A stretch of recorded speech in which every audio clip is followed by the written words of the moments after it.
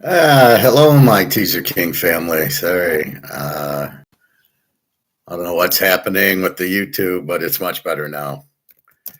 Anyway, happy May. Gold and silver. Baseball, very hot yesterday.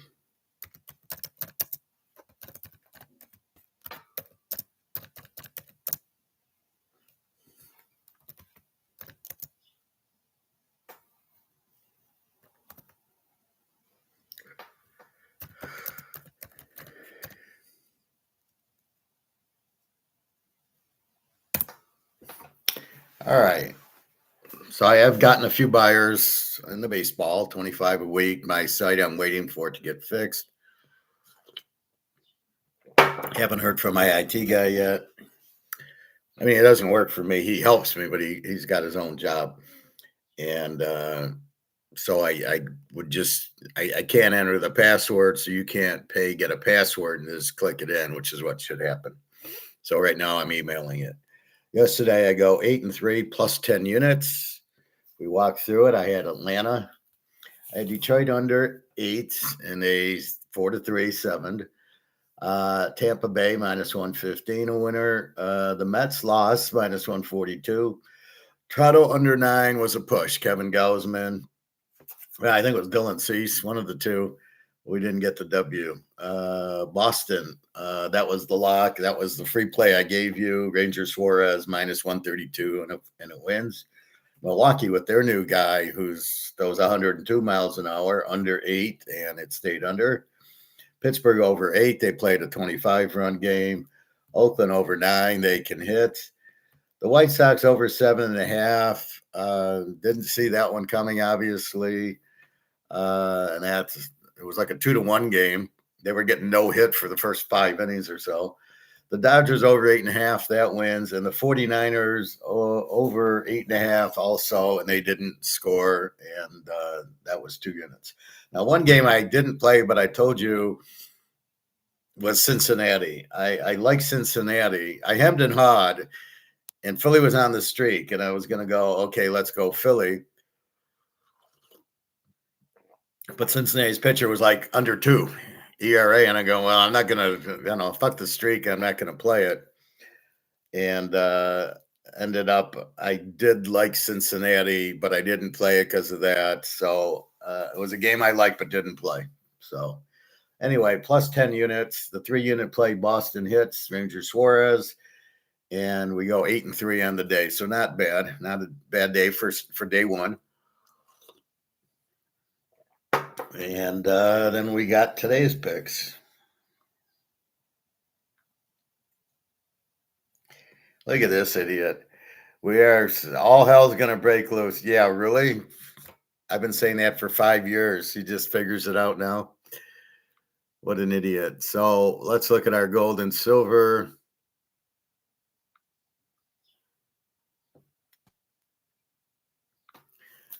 Which has been up today, but let's see the 10 o'clock drop.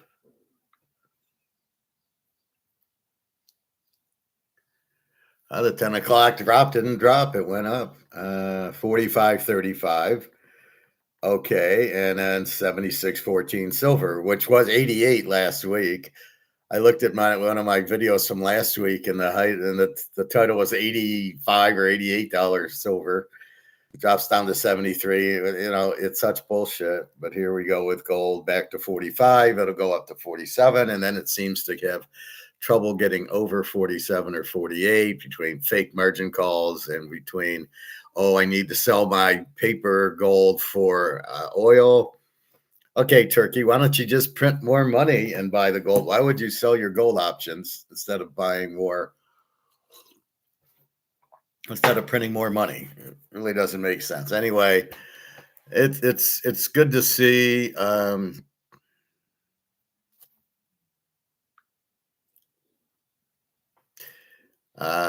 You get a little, it was down in the 44s, and you're like, okay, let's not get down to 4,000 again. And then it's good to see it jump back up to 45.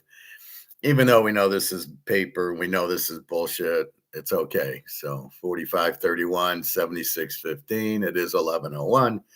It's perfect. Now, for those who have bought my baseball picks, I will email them shortly. Um, let's take a look. So I normally like to go to covers.com.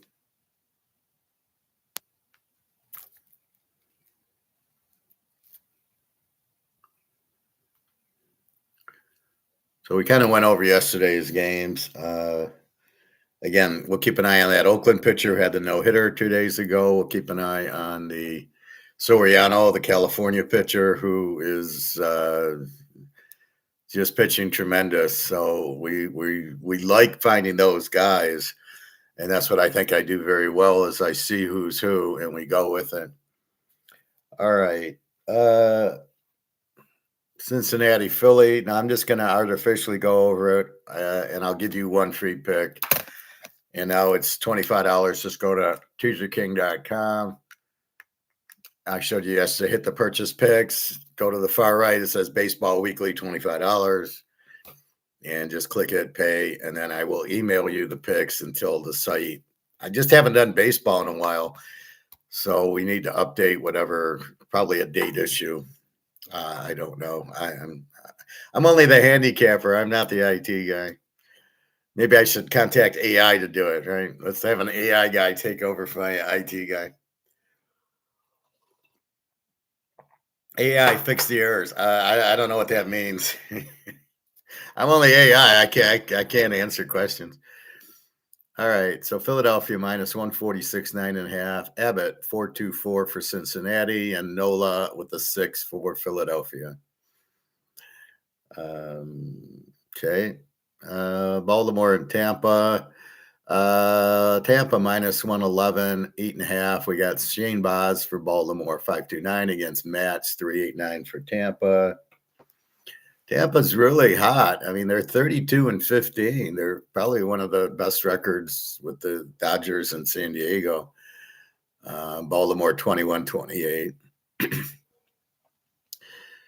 We've got Houston and Mini. We've got Mini minus 141 and 8. We got Burrows for Houston, a 5.76 against Joe Ryan, who's their best pitcher with a 3.24, total of 8. Now you got Altuve out.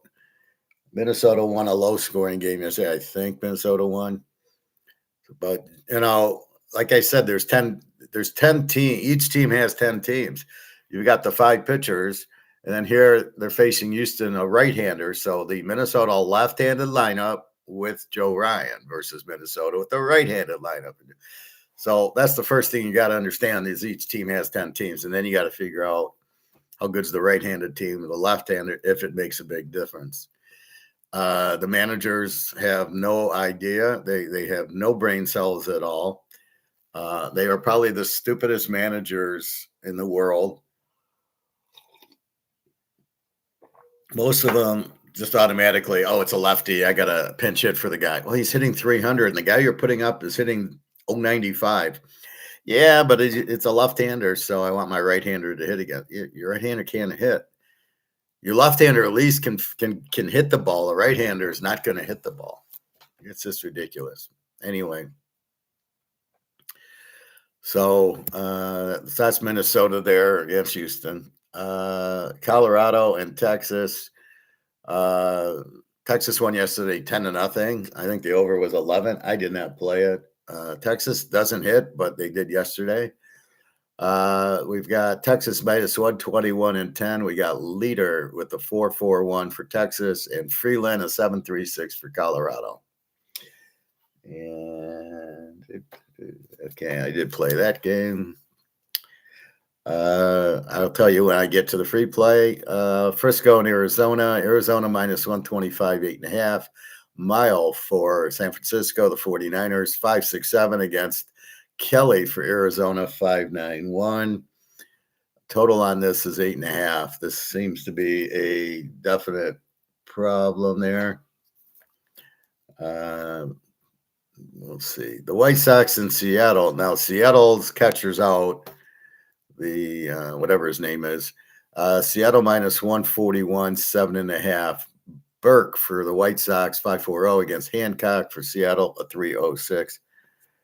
I don't think I played this game. I don't really, with their catcher out for Seattle, their best player, how do you play them? The total is low at 7.5, but the pitchers are weak, and the White Sox have that guy hitting all these home runs. So, not sure what to do with it. Atlanta goes to Miami. We got Atlanta minus 188 and 7.5, and it's Chris Sale with the 196 against Jay Junk with the 414. And this should be a good pitching matchup. The total is low, but it's Chris Sale. So the pitcher determines the total with Chris Sale. That's why you get a 7.5, because Miami probably is not going to score too much. However, the manager steps in and takes him out after 6 or 7 innings. It creates it. And then, as bad as baseball is now, Miami will sit there and try to run the pitch count up. And that's why Sale's got to throw a lot of strikes, because these guys can't hit. The best they can do is hit foul balls. They're literally up there. Spencer Torkelson of the Tigers literally goes up to walk every time. Even if the pitch is close, and I was taught that in Little League, if it's like 2 strikes on you and the pitch is close, you swing at it. No, not Torkelson. If it's close, he just begs for the walk. Plays for a while. I've never seen a guy, he's hitting 190. Yeah. Oh, but he's got a lot of walks. Yeah, that matters. Cleveland and Detroit. I want to bet Cleveland here, but I don't know who the pitcher is for Detroit. Cleveland minus 117, 7.5. I got Bibby for Cleveland with a 415, and I got pitcher 2BD, so it's probably a bullpen day for Detroit, and I don't know what to do with those. On the streaks, Cleveland's won 5 in a row. Detroit's lost 5 in a row. Either it's 4 in a row or 5 in a row. And so they're playing. So this should be a Cleveland play in the streaks. Now, for those who I email the picks to at this point, I might add it. I'm going to give you the picks now, but I might add the picks.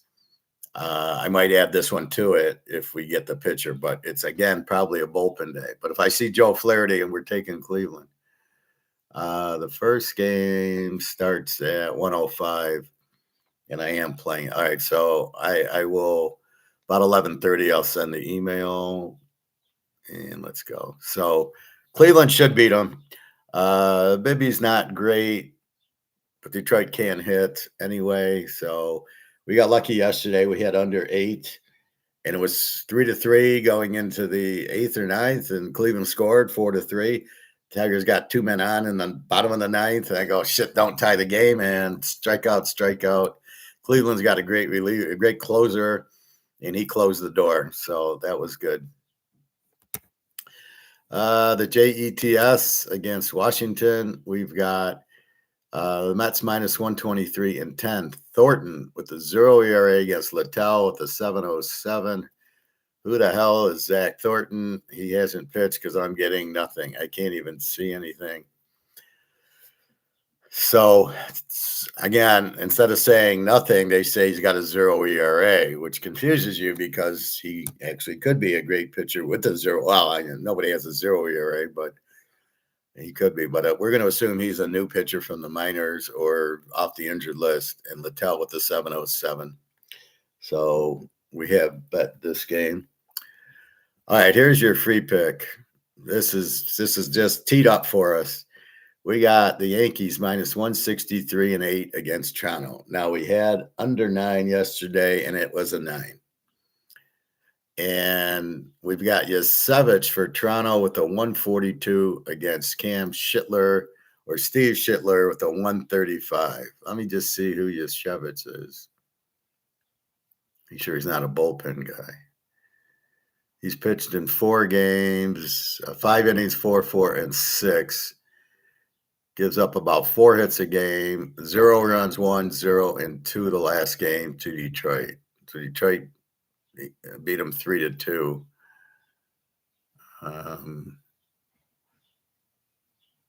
He pitched 6 innings, 6 strikeouts, 3 walks. Okay. So he's pretty real. He has pitched 4 games, Yashevich. Let's see what we got last year. Fortunately, here it shows it. 25, he had a 3.21 ERA. He started 3 games.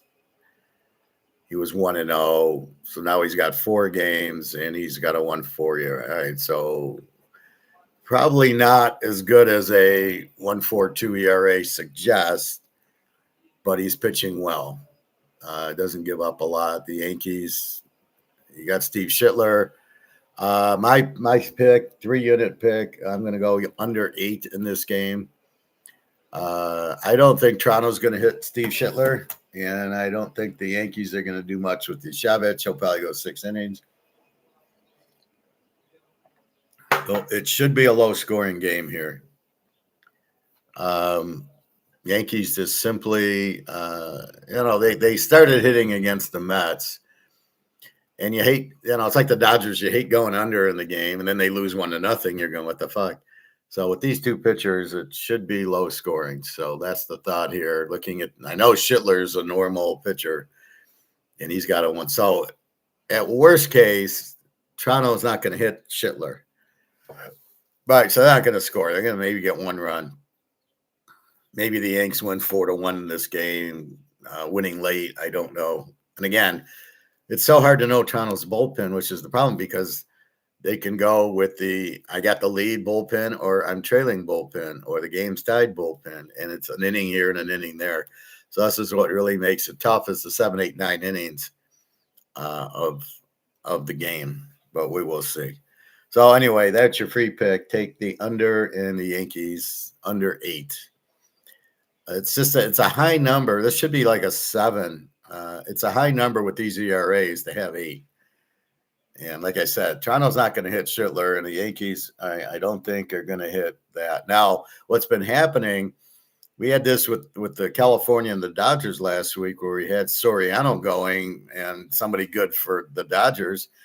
And it was a nothing. We were winning the whole game. And then I think in the 9th inning, the Dodgers scored like 10 runs. I mean, it's like, and the manager leaves the pitcher in, like the pitcher's struggling, but he leaves him in the whole inning because I don't have anybody else. And the manager loses the game because he's not smart enough to maybe not pitch your 7 ERA pitcher in the 9th inning or to get them the fuck out.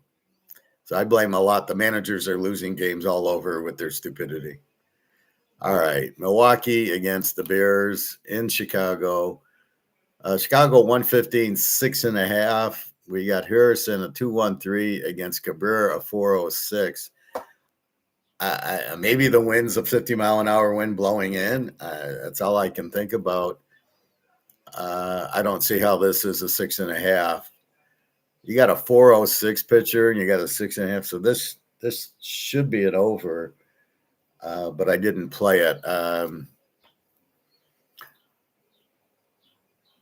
I'm not sure why. Is this Harrison anything? Kyle Harrison. Yeah, he's a regular guy. He's pitched a lot. 5 innings, 4.3, 6.6, 4.5. So he's a half game guy. Most he's given up is 2 runs. So yeah, I don't really get the 6.5. Again, it could be the wind blowing in, but this sure seems like an over. I'll think about it. I haven't played it yet. Boston and KC 117, 7.5. Early 3.26 for Boston. Waka 2.84 for KC. The Steelers go to the Cardinals in St. Louis with their Kurt Warner Cardinals. St. Louis minus 111, 7.5. Ladowski 5.29 against McGreevy 2.12.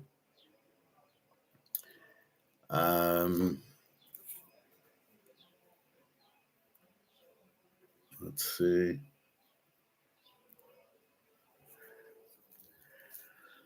The Dodgers play the Chargers. The Dodgers minus 184, 7.5, and Shotani's on the mound with the 0.82 ERA against Vazquez with the 2.7. So this is a pretty good one here.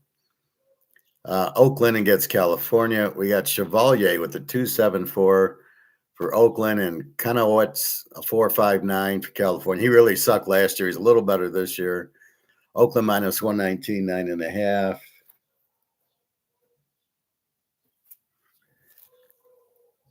And let's see. Where's the Cleveland Detroit one? Oh yeah, I gotta wait for a pitcher on Detroit. Cleveland should win. They've won 5 in a row. Detroit's lost 5 in a row. Detroit can't hit. Whoever they're gonna pitch, it ain't gonna be Skubal. So it's probably a bullpen guy. I mean, their team stinks. The pitching is bad. Even with Skubal, he's injured, and then Casey Mize is okay, and that's it. And then they can't hit. So I like how the Tigers get Verlander. He pitches one. I don't even know if he pitched once. I think he pitched once, hurt his leg, and he's been out for 2 months. Way to go, Verlander. Milk the team. All right, so that's baseball. Cincinnati. Your free play is go Yankees. We got Yankees under 8 for 3 units. And that's it. I have played 2, 4, 6, 8, 9. I played 11 plays. So for $25, you get the whole week every day. So again, I went 8-3 with my 11 plays yesterday, plus 10 units. And we'll just keep going. I will email, for those who bought, I will email you the picks shortly. NBA, how the fuck did I win this game? I got the Knicks minus 7.5. I look at the halftime score. I go, that's a loser. Cleveland, I said, I'm going to bury the Knicks in game 2. I'm going to bet a ton on them, right? And I'm not watching because I don't think it was on TV. And next thing I know, I look at the final and the Knicks blow them out. I'm like, did I read the score right? How did the Knicks do that? So let's see the final here.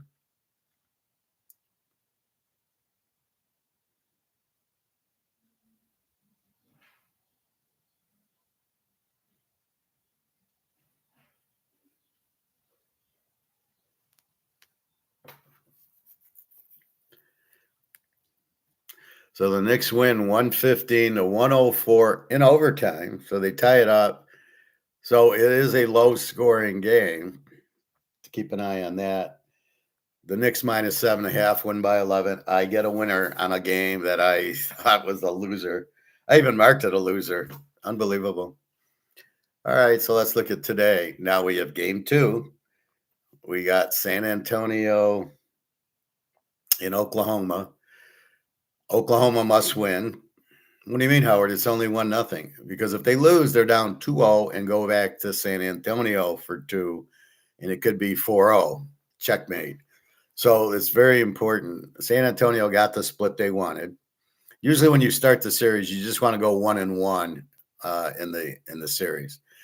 Oklahoma minus 6.5. Are you comfortable with that? I know they need to win, but the way Winnebago plays, I don't know that I'm comfortable. I mean, if that guy doesn't get ejected, and I noticed he caught a rebound on Sunday night, and he didn't throw his elbows around. He kind of kept him in like this, like get away from me. So I don't know. The total on the game is 216.5. Now they played a 200-point game, and then we went into double overtime. So with Winnebago, he's going to really clog up the middle. So what we should be taking is Oklahoma minus 6.5, but I'm not laying 6.5. They might win, but I'm not laying 6.5 to Winnebago. I mean, they know how to beat them. They're playing well. I am not betting against them. I'm not betting against Mahomes. I'm not betting against Ohio State unless I got Miami's defense. So I'm not betting against it. So I'm going to go under here. We're going to go under 216.5 in this game, 2 units. I think Oklahoma will come out with a tough D. Winnebago is going to block 52 shots and grab 52 rebounds. So you really don't want to fuck with him. I certainly don't want to bet against him. So I'm going to leave this alone, and I'm going to. Would it surprise us if San Antonio wins game two? Not at all. Nope. So with that being the case, that's all I can. That's the only way I can look at it is let's go under. It was low scoring the first game. Oklahoma's got defense. San Antonio's got defense. They're both good defensive teams. Like I said, it was a 200-point game. What I noticed, like the Pistons, they play a 90 to 80 game, and then they play a 210 to 200 game, and you're like, well, the fuck are they doing? So that's where I'm going on this one. We look at quick look at tomorrow. The Knicks are 6.5-point favorites, 215. And I think you just take the Knicks again tomorrow. It's hard. It's going to be hard to bet against New York. It's going to be hard to bet against San Antonio at this point. So anyway, so the Knicks were down 22 to beat them in overtime. The Knicks MVP of their 22-point comeback was James Harden. He's on Cleveland. Well, we know he sucks.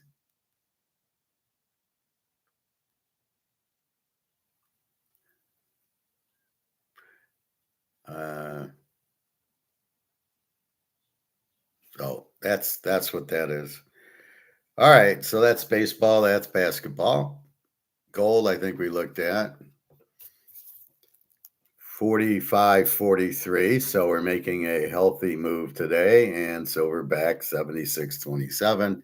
It's all such a game because it's options. So it's a short and it's a long. So they want the price to go down. So when it gets high, they kick the price down 47, 4,800. They go, nope, let's short it.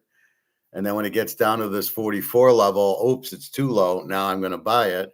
And they make money when they short it, and they make money when they buy it. But it's a fixed game. They're doing it on purpose, not the market. So that's the problem. And same thing with silver. Silver got up to 88. Oops, let's short it. The people who are playing this, first of all, think it's a stock. So they go, oh, it's too high. I heard gold's in a bubble. Gold's not in a bubble. I don't know who thinks you can't have gold in a bubble because it's first of all, it's not a stock. What does a bubble mean? It's overvalued. How can that be? How can gold be overvalued? How can physical gold be overvalued? It is what it is. It's what the market will bear. So it's not, and this is not overvalued. This is not, we think this is too high, so we're going to short it. In a real market, if we went to the gold store and it was a real price, physical price, and if the demand kept going as it is, the price would keep rising. And you're not in a bubble. You're in a housing bubble because the price went from 300 grand to 500 grand for a house, and there's no buyers for it. You're in a bubble in the car companies. Nobody wants the Tesla and the electric cars, so they're priced too high. You're in a bubble in the stock market because it's 49,000 and it's being bought by the government trying to push it up, saying, hey, look at our economy. Because they know they get killed in the election if all of a sudden the economy sucks because what Trump's doing with all these wars are very expensive. And then the last bubble is Bitcoin, where how is it 120,000? Oh, I guess they don't even understand what a bubble is and why it's a bubble. It's really about value.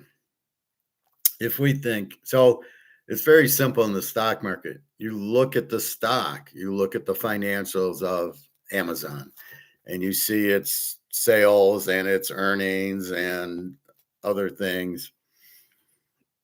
And you go, okay, wait, the company is worth, the value of the company is $75 a share. And then you look at the stock price and it's 200. That is in a bubble. Well, it's not even a bubble, it's overvalued. I don't like these strange terms. It's overvalued.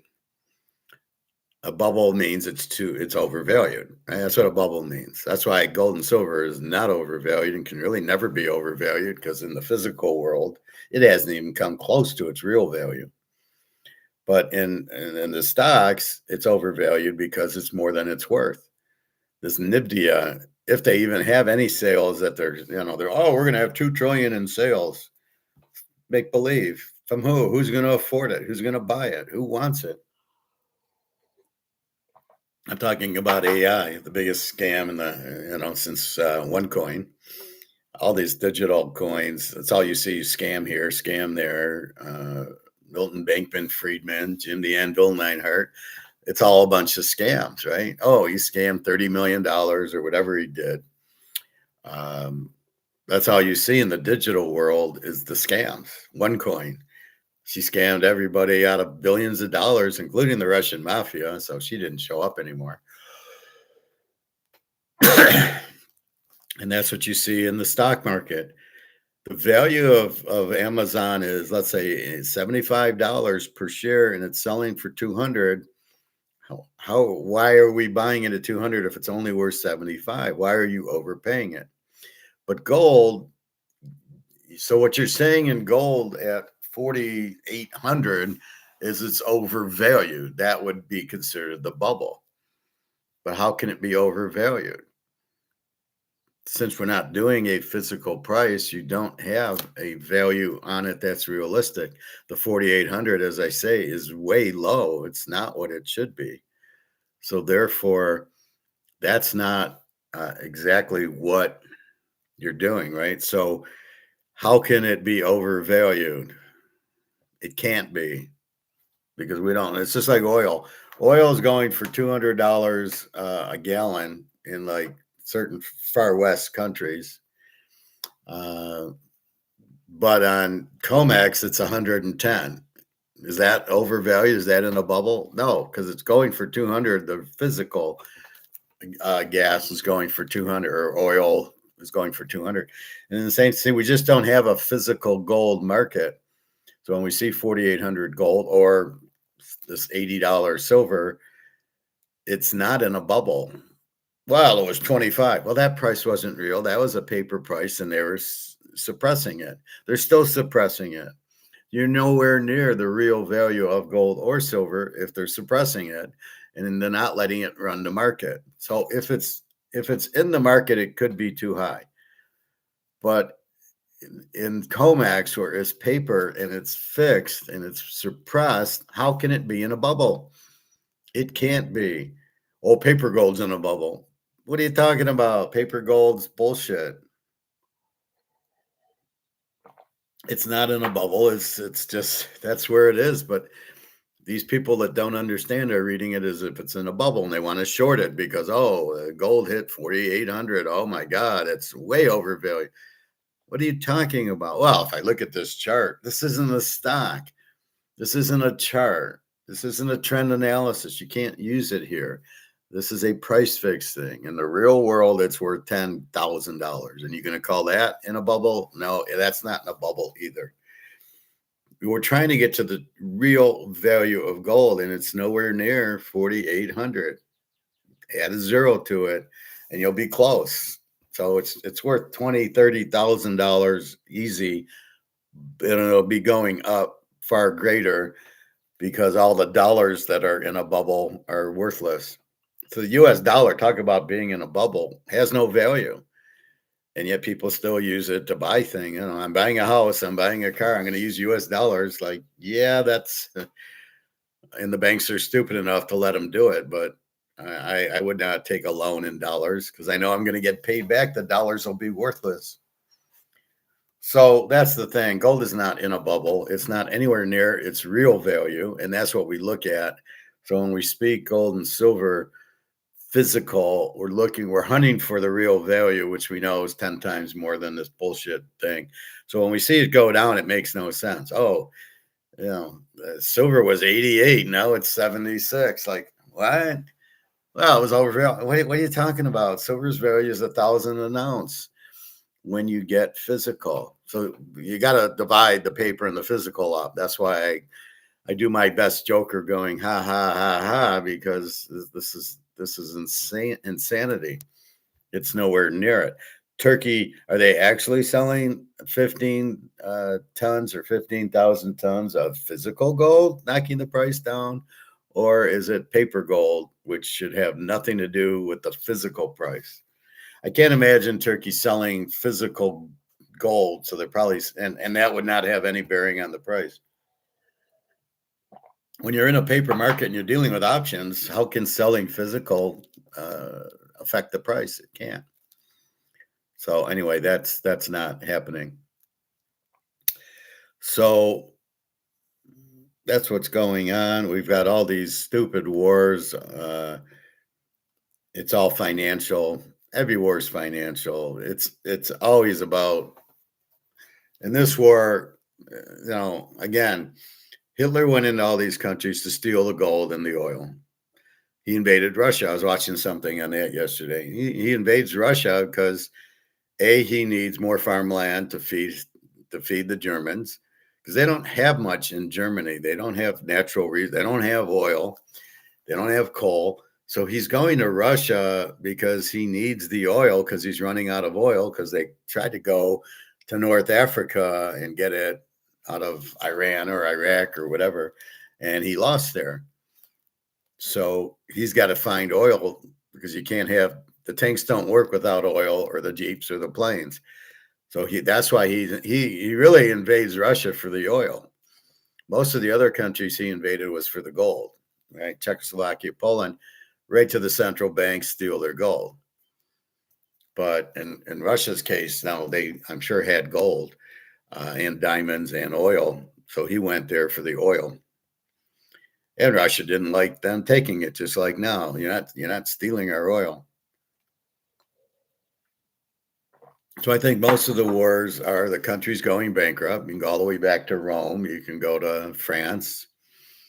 Um, and you can look at all these, and it's all the Napoleon needed oil, went to Russia to steal it. It didn't work. Russia has a lot of natural resources and a lot of land, but it doesn't work. It's also freezing cold there most of the time. Although Daria was out walking the other day, she says it's really hot here, and she was walking around the city. So that was good. But it cooled down here. It's much better. I could turn off my air conditioning. It's like 65 here, 60. I don't know. As soon as I break out my shorts, of course, then I need my sweats again.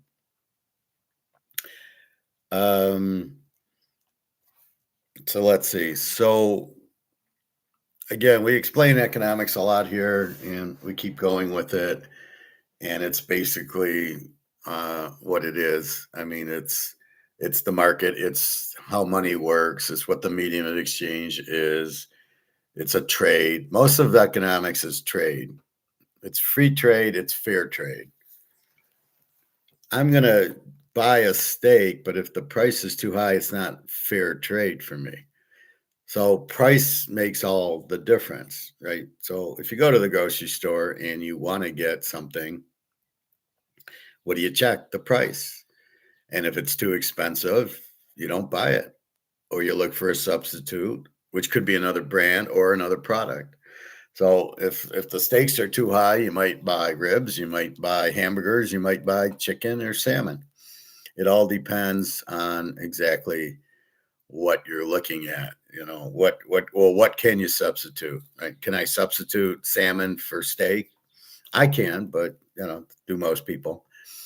And the same thing with all the products. Well, Coke's too high, but I'll get, I can get when I get Squirt when I buy pop, or I can get the off brand, or I can just go drink water and tea and not have the pop. The pop's bad for you anyway. But I mean, I'm at my meat grocery store and the pop there is like $3.53. And I go, fuck, I'm not paying $3. I'm certainly not paying $3.53. So I don't know what they're thinking at that other grocery store, that people will just pay whatever the price. I want a Coke. I don't care what the price is. I'm going to buy it. I honestly don't know. It just seems strange to me. But that's what you have with that. So you're kind of looking at Uh, is it a fair trade? And it's like the baseball cards, it's like the Rolex. They go up in value because there's more people want it than there is supply. There's not a lot of PSA 10s, which is the top grade for a card, but it proves it's real and it proves it's in gem mint condition. So people will pay more for it. They want it, but they don't want to take the risk. It's not real. They don't want to take the risk that you say it's mint and it's not. They will feel cheated. They were lied to, as we talked about lying yesterday. And so they don't want to be lied to. But if it's graded, then there's no risk. We know the card's good. We know it's a 10. So we'll pay more for it. We want the card. We'll pay more for it. And so they're willing to trade more dollars for the cards. The Rolexes stand for themselves if you like Rolexes. It's very limited and highly demanded.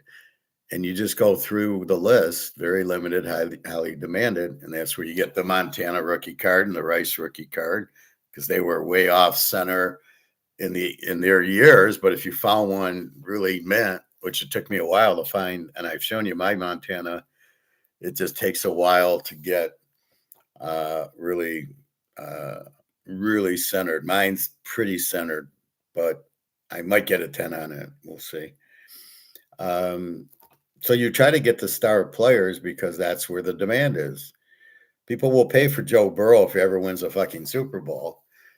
People are not going to pay for Lamar because he doesn't win any games. He's not very good. So I was reading a thing on Lamar on the top 5 quarterbacks yesterday. And number 1 was Josh Allen. And number 2 was Lamar. And I just broke out laughing, going, well, he's a dual threat. He's not a dual threat. He can't pass. He's a runner who really doesn't run that much. He hands the ball off to Henry and gets out of the way. So his runs are going to Henry, and he can't pass. A lot of turnovers. He's certainly not a great thrower of the ball.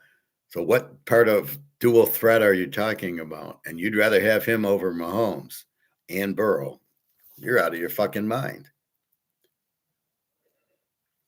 And that's the problem with it. They think because Lamar can run, they think a dual threat quarterback's better than a pocket passer. And I'm saying I'll take the pocket passer 100 times out of 100. You know, you're going to win with the pocket passer. You know, Bart Starr couldn't run. Bradshaw ran like an idiot. Staubach could run. I'm watching the Dallas, Minnesota 1977 game, the NFC Championship game, and Jimmy the Greek gets on, and you love hearing the Greek, and he goes, "Yeah, there's, Bob Lee was, I guess Tarkington got hurt. Lee was the quarterback. He sucked." And then he says, well, Staubach can run, and that's the difference. But Staubach could throw. He was a very good quarterback, but he could run. But he really wasn't a running quarterback per se. He was a passer first who could then run. And L.C. Greenwood ended his career. He gave him a concussion. He was running against the Steelers in a regular season game, and he just buried him. And that was the end, right? The lights were out for Staubach. But he was frustrated. He didn't win a lot of the big games. You know, he beat Denver, but he couldn't beat the Steelers. And basically, he just, if you blitzed him, he really couldn't run anywhere. He was a good thrower. I think he ran too much, but most of the pocket passers, Unitas, a Star, Tom Brady certainly didn't run. Montana could run a little. Mahomes could run, but they're not. Burrow could run a little, but he doesn't. You don't want him running. You want him throwing the ball to Chase.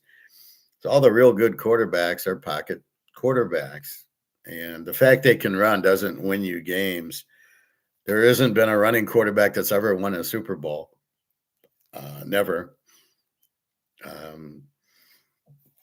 And so I was surprised by that. Number 3 was the kid on New England, which I think this guy must be high. If it's Allen and then Lamar and then whatever the guy's name is, and then it's Mahomes 4 and Burrow 5. It's like no, Mahomes is 1, Burrow is 2, Allen 3, and Lamar shouldn't be on the list. Stafford should have been on the list.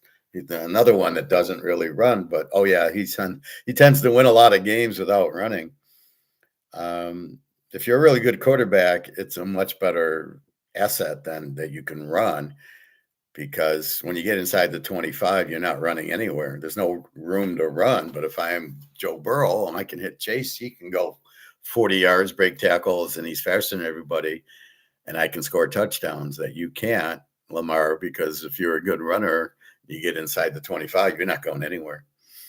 I mean, there's basically 8 guys and they're defending nothing because the end zone is, once you get past the end zone, you're out of bounds. So you're limited how far you can go and how far they can cover you.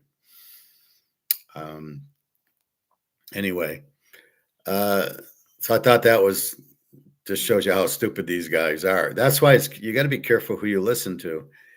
Oh, Lamar's number 2 quarterback. In what world is he how many playoff games does he want? Oh yeah, 0. Oh yeah. Oh no, he beat CJ Stroud, another winner. Well, CJ Stroud can run. Yeah, he's terrible. As is Jalen Hurts, as is who's the New England quarterback? Now I'm like flustered. What's his name? I know he's from North Carolina. I can't think of his name. I hate that. New England's quarterback. Oh, wait, I got it here. I got to go into my handy dandy NFL page, and the answer is Drake May. That's the quarterback. So last year he was 31 touchdowns and 8 picks, and he didn't show up in the Super Bowl. Yeah, he's not a top 5 quarterback. I just don't buy him because I don't buy running as an answer. Anthony Richardson, he's stunk. Daniel Jones, he's stunk. He's a good runner. I mean, even Jackson Dart on the Giants, he's not a good quarterback. He likes to run. He's had 5 concussions last year. He'll be lucky to finish this year. He'll just get hurt because I need a passer. I don't need a running quarterback. I don't know why it's the same thing. Everybody thinks the running quarterback's the answer, and it's not. I'll take Tom Brady and Joe Montana over any of these runners, over Lamar all day, over CJ Stroud all day. Caleb, I don't know really what to do with him. I don't think he's all that. I think he got lucky scrambling around, throwing up a prayer and making it in the championship game where the guy stopped covering. The Ram guy gets off of the safety and we go to overtime, and you wonder if that was real or fixed. Yeah, make it get off, make it look good, get off. We'll go to overtime. Man. We got good ratings, and that's the problem. You don't know about it. But anyway, so it's a big circle to get back to the war. But Hitler goes to war, and most of the wars go because they're broke, and they go to these other countries to steal their money. And that's what the U.S. is doing now. Trump's going to Iran to steal their gold and oil, and they're saying, no, thank you. He tried to do it in Russia with Ukraine to steal their gold and oil, and Russia said, no, thank you. And he did it in Venezuela, and there was no gold or oil there. The oil you really can't use, and the gold, China and Russia took it before they flew out at midnight going, okay, we got it. Now you can start your little war. And there they just capture the guy, and he's probably living it up in New York somewhere, living in a nice hotel. Again, the government lies terribly. They're all a bunch of crooks. They're trying to steal. They're trying to control the gold price for whatever reason at this point. I think it's stupid. Do we have any gold? I don't. Anybody that thinks we have gold in Fort Knox has got to have their head examined. At what point do you think we have gold in Fort Knox? I always have this argument with Luke. Well, I think we do. I go, why? Well, I just I just think we do. Great answer. Oh yeah, that's got to be why. If you think there is, and I said if there was, they would have sold it. Now they'd make the price of gold go up, and they would have sold it and paid off their debt.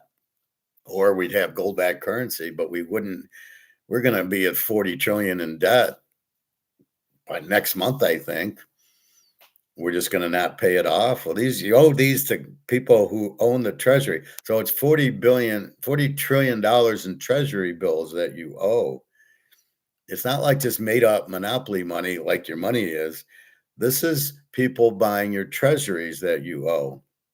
Some of it's Saudi Arabia with this petrodollar that's no longer and hasn't been there for a year. And I doubt Saudi's buying treasuries with the money that they do get. I imagine they're buying gold with the US dollars because they can still do that. So your treasure, so you're gone because you don't have treasuries, so you're spending and you don't have it, so you're fucked. So anyway, that's kind of the point of it. Um, Gold's price should be higher, but they're manipulating it again. What for? Again, all I can think is so they can buy it. I don't think there's so much selling that you're buying oil with it. Or I mean, you can sell your options to buy oil, but you're not selling your actual physical to buy oil.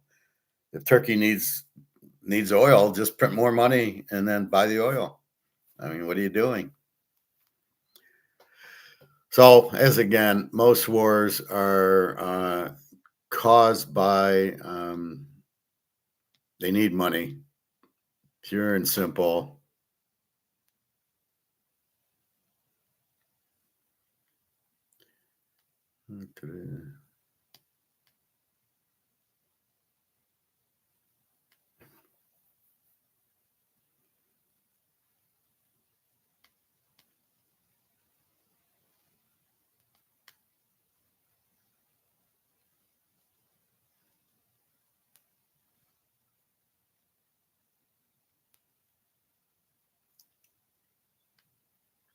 So apparently, I paid my cable today. So it's going to be on what's today, the 20th.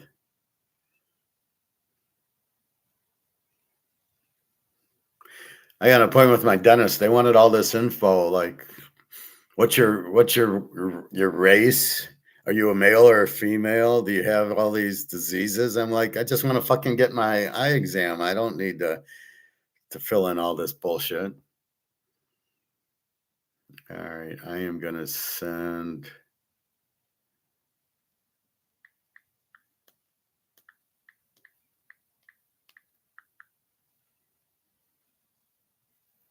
Today's what? Wednesday.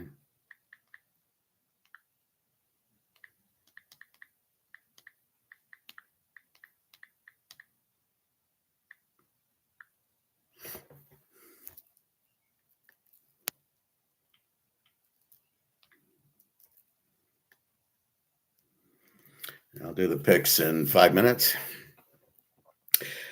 So as we can see, everybody's so confused by economics. The Keynesians want to do all these formulas to figure it out, and they come up with strange terms that don't make any sense. And they talk really strange that, like, if you listen to Saylor talk about Bitcoin, you don't know what the fuck the guy's saying. Well, the frequency of money, what the fuck does that mean? It's not even a real term. There is no frequency of money. What frequency? What are you talking about? Money is money. It's printed.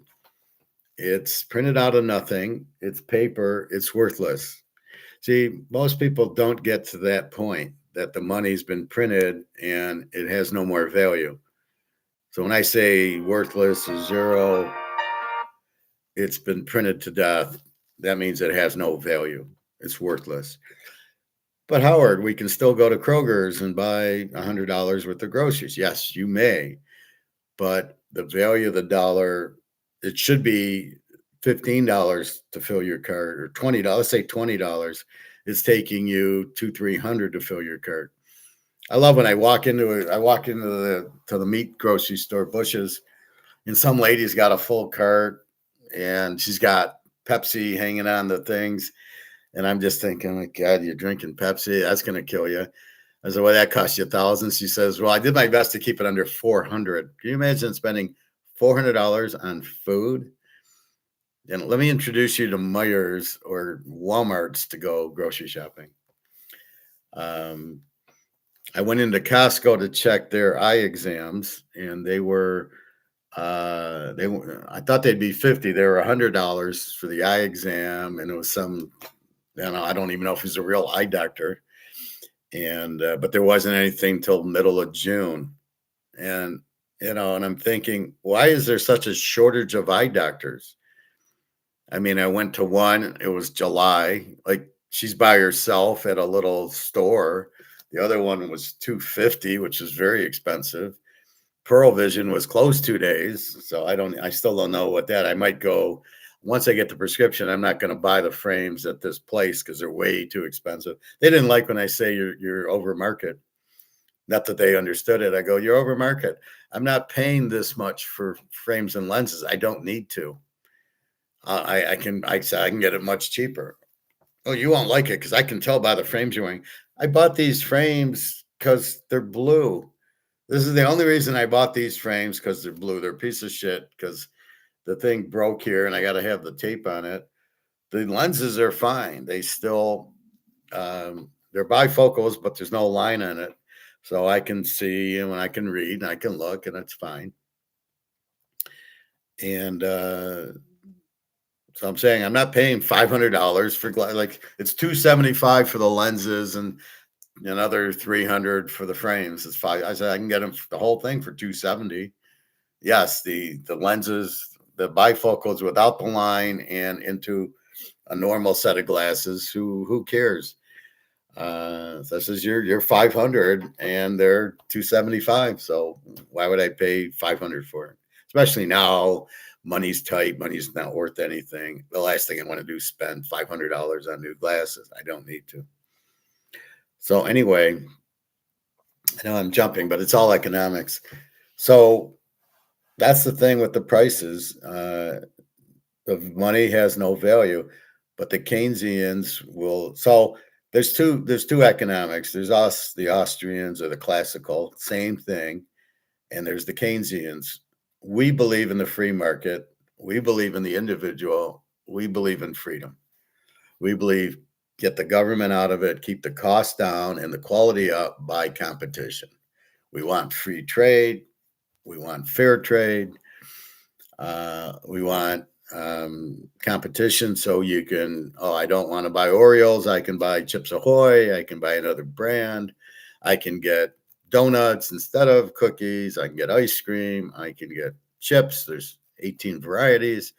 And that's what you want. Let them compete. And then we win because we get a better quality at a cheaper price. So we win. As basically as you can say, that's Austrian economics or classical economics. We want to keep the money strong. We do not want the money printed to death like the fucking doing now. If you're going to keep gold in Fort Knox, then we should be on the gold standard. The gold standard has always worked and always will work because it keeps the money limited, which is the most important thing you can say. If you have limited money, the value will be there. The last thing you want is to print your money to death and the money has no value. How are we supposed to trade then? Well, you go to a job, let's say you're making $80,000 and I got to pay tax. Why do I got to pay tax on that? Why is the government involved in me going to work in finance? What are they doing? Why are they there? You win the lottery, right? You win $5 million. Why does the government get half? I was watching a Twilight Zone episode and the genie came out of the bottle and the guy wishes, this is like way back in the 60s. And the guy goes, I want $1 million. And so he gives him $1 million. And then the IRS comes into the store. This is a little store. The IRS comes in and says, well, we want 950,000 is tax on the $1 million. Like, what are you kidding me? So then he was like, oh, I'll ask for $1 million after tax. No, just ask for it in gold and you won't have to pay tax. Even then, gold would have been key. So you see a lot of that where the Keynesians believe that the government should run everything. The government should control the markets. When you hear this new federal chairman, what does he say? Well, we can control it better than they could. I was watching an interview on one of these think tank shows, it's from the college, Uncommon Knowledge, I think. And well, they couldn't control it, but I think we can. I think I can go in and control the economy, and control the interest rates, and all this, control the prices. Like, dude, you don't even understand it. There shouldn't be a central bank because then it takes the power from us in a free market into a controlled market by the government, and the government cannot fucking have a chance of keeping the prices or the interest rates. The market has to do it. If you would just get out of the fucking way, laissez-faire, and just let the market control prices and interest rates. You don't need the government going, I'm going to make it 3%. I'm going to make it 4%. I'm going to lower interest rates. I'm going to raise interest rates. No, the market will do all that for you. And the market will do prices. If it's $20 for a steak, what do? We don't buy it and the price goes down. That's how it should be run. Not the government saying, oh, you better mark that steak $12 a pound. You can't do that. You've got to let the market do it because we'll be free to choose. But as soon as you start setting the price, if you set it too low, we buy a lot of it, but the producer's not going to make it anymore because he can't make money at it. You got to keep the producer involved and you got to keep the consumer involved. So if you price it too high, we're not going to buy it. And if you price it too low, we're going to buy it and the producer won't make it. Bottom line, leave it alone. Let the producer sell it for what he wants. We'll buy it or we won't. And if it's too high, then the producer will have to figure out ways to lower his price, which is what you want. AKA, you can't sell a $35,000 Camry that sells for $25,000. The market will not pay $35,000 for it. So you can't do it. I love how Ford and GM does price increases. Who's going to buy that piece of crap? Ford's like the worst car on the market. Terrible customer service, terrible cars. They're always recalled. And, they raise their prices like people are going to, I'm going to buy a new Ford. When I see people in Fords, it's like seeing people in a Lion jersey. Oh, I feel sorry for you. You're driving a Ford, really? Okay. Anyway, so that's really what the difference is. And then you start getting these guys on YouTube or these guys, and they call themselves whatever economist, and they're just idiots. And they don't know what they're talking about. And they can't, it's like they make up stuff. Oh, and inflation's price increases. Where in God's name are you getting that from? You're just making it up. There is no such thing as inflation being price increases. Inflation's inflating the money supply, making the money supply worthless. It loses its value. So to buy a $10 item, you needed a $10 bill. Now you might need $20 to buy the $10 item. So the dollar's lost its value. It's not really the price going up. It's you need more dollars to buy it. But people don't understand that. It's over their heads. And so they come up with inflation as price increases. And then they tie it into Social Security. Well, inflation was 2%. So we'll give you a 2% raise. And what are you guys on drugs? The prices are going up like 10% or 20%. And if inflation's supposed to do it, I remember unemployment. I got unemployment when I graduated college, my first undergrad. And then I was looking for a job and I get a job and I get unemployed and I'm getting $364 a week, which was $1,200 a month, which actually paid rent back then. Rent was, I don't know, $500-$600 and then food. So basically with the $1,200, you could kind of survive. And now it doesn't pay anything. It's like $400 a week. So it's like $1,600 a month, which barely pays rent if you're lucky. So they don't keep up with not inflation, but with the markets, right? So it should have paid everything back then, but now unemployment doesn't, or Social Security should be much higher than what it is. Oh, we'll give you a 2% increase. Are you kidding me? 2%? You think inflation's 2%? Oh, yeah, the cocoa year over year hasn't gone up. So, yeah, we think it's low. So, a lot of the terms that they're telling you are false. There is only Austrian economics or classical, which is the same exact thing, or Keynesian. There's two types of economics. That's it. All these other economics are just bullshit. They're just coming up with the name. They're not. An economist looks at the economy, and we measure it based on, hey, are you fucking with the money supply? Have you printed it to death? What are you doing? And that's really the key. What are you doing with the money supply? And the Keynesians will come up with all this bullshit. Well, inflation's only 2%. I would never tell you the percent of inflation. Okay. I would never say the inflation's 2% or 5% because you can't measure it. You can't measure the money printing. So if you printed all these dollars, Biden printed $7 trillion for COVID. What's the inflation on that? Well, I don't know. You just you just printed 7 trillion more dollars. You've killed the value, but to come up with a percentage, I don't think you can.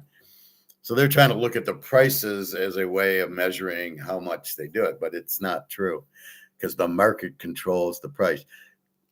Coca-Cola probably should be $15 for a 2-liter, but it's not going to be because the market's not going to allow it. So there's a lot of contradictions in Keynesian that this doesn't make any sense. They're more worried about unemployment, stagflation, high inflation, and high unemployment. They said, "Oh, it can't happen," and of course, it's happening. We're in it now: high inflation and high unemployment.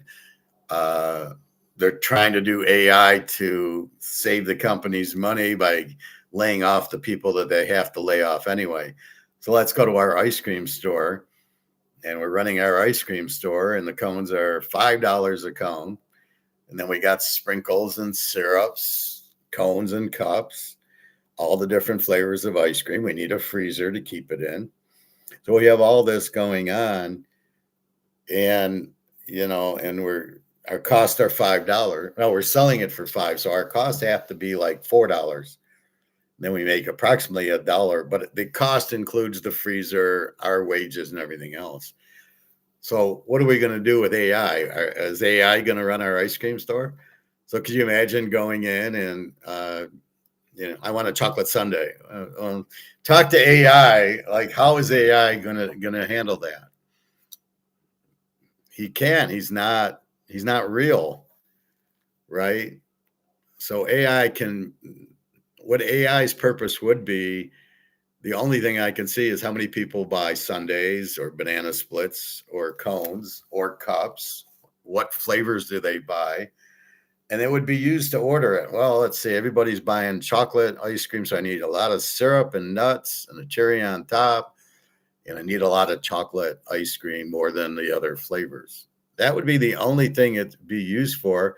But I really don't need AI for that. I could kind of see if I just kept score, because if I rang that up like that, chocolate ice cream with vanilla, chocolate sundae with vanilla ice cream, I would then get a report that said you sold 100 chocolate ice cream, vanilla ice creams with chocolate syrup. You sold 100 of them. Oh, okay. We need to order more. Or you could just look at it and go that, but I don't need to pay for somebody to do that. Again, I can't lay off my staff. I got 5 employees. Well, okay, you guys are all fired, and I'm going to have AI over here. How is he going to help the customer? Like, so in a restaurant, it wouldn't work. In a grocery store, you got to put the food on the shelf. You can't get rid of it. Believe me, when I did finance at Mercedes, there's no fucking way you can get rid of me, because I would look at the data. Let's say I'm looking at the data. To me, I'm pulling a ledger, I'm downloading it into Excel, and I'm analyzing in Excel. What do I need AI for? And when I give my boss what's our cost for the month versus budget. The budget's $25 million, and after 6 months we're at $12 billion. And look, it ties to the ledger, and she'd get that. And that's you can't replace that, because she can't even ask that question to AI. Wouldn't be able to answer it. But people are going to AI as a means to fire people because they can't afford the cost, because the money's not worth anything. So if I'm running a company now, I am buying gold and silver like I do for myself. I'm running Teaser King. What do? I take all the profits, I take all the sales, and I buy gold and silver with it. I get out of the dollar. And as Egon said, you got to be careful. You can't wait till the house burns down to go buy the insurance. You got to buy the insurance ahead of that time. And that's really the key to it. You've got to buy the insurance. So if you stay in the dollar, what most people don't understand, it's not worth anything, because the more you print of it, there's too much supply and the value drops. And that's really the whole point of the dollar. That's why I got it shredded, right? That's why I show you this is what the dollar's worth. That's it. Out of the whole dollar, it's not worth anything, because the more there is of something, the less it's worth. And you keep running into that. That's just the way it is. I mean, that's the value. So we want things with value. And I give you, the Mantle card, the Rolex, and then I give you gold and silver, and a Picasso or something. Those will always have value. People, what it is people will always demand it. They'll always want it. Oh, I can get a PSA 10 Mantle card. Yeah, I'll buy that. They'll always want that. I don't know what it is about Mickey that makes him that, but A was the Yankees. A, he had 18 World Series home runs when that meant a lot. And when against good pitching, Koufax, Bob Gibson, so he's hitting good pitchers. He's not hitting crap. And he was clutch, and they won. And he was a great player. And people it's New York, whatever it is. Everybody, we talk about it now. Everybody would want a Mantle card. Let me see your Mantle card. I mean, and that's the key. It's the demand. So people want something with a big demand. Joe DiMaggio, they love Joe DiMaggio. Lou Gehrig, Babe Ruth. But that's the demand speaking. Take Hank Greenberg. He was in the 30s, and he played. And guess who beat him? Joe DiMaggio came in 36 and won the next 4 or 5 World Series. But does anybody want a Hank Greenberg card? No. Maybe Ty Cobb, but that was way early. The Honus Wagner, nobody cares. A shortstop for the Pirates, but the only reason you want him because they only made 7 of them. There was 7 Wagner cards. He said, I don't want to be with smoking, and they stopped it. And it's very limited, and that's why. It's like that Brady card I show you on eBay. There's only 10 of them. I think it's going for $8 or $9 million because there's only 10 of them. I have another rookie. Unfortunately, I don't have that rookie. And in that rookie, a PSA 9 is $275,000 for the chrome refractor. So again, why do people want it? They want winners for whatever reason. I don't know. But everybody wants Tom Brady. He won Super Bowls. Oh, I want his card. Michael Jordan, I want his card. Magic and Bird, I want his card. I don't know why Jordan's so much more than Magic and Bird. That doesn't make sense. Will Chamberlain should have a huge value. So that doesn't make sense either. But that's where you're at. So you're looking for the demand. But again, it's in the market. So again, the Keynesians want to control the market and have the government control it. Government price fixing. We're going to print the money. We're going to control the money. We got to print more. We're going to control interest rates. We're going to try to control the economy. Good fucking luck. You can't do it. It can't be done. It can't be done. It can't be tried. It can't be done. And that's the problem with it. So we understand that. So we just laugh going, what are you guys doing? And we focus on, well, we know gold and silver, those prices are way cheap. We know that's the only thing to buy. We know the dollar's been printed and worthless, so we've got to buy the gold and silver. Let me put in these games for this gentleman.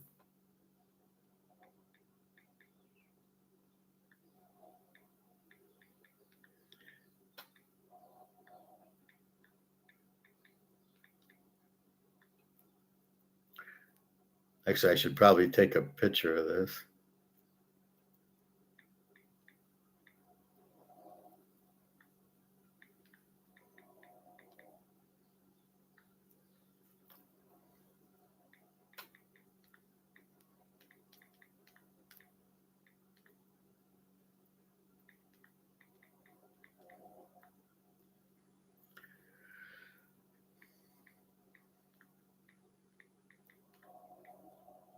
Any questions or comments? I don't mean to.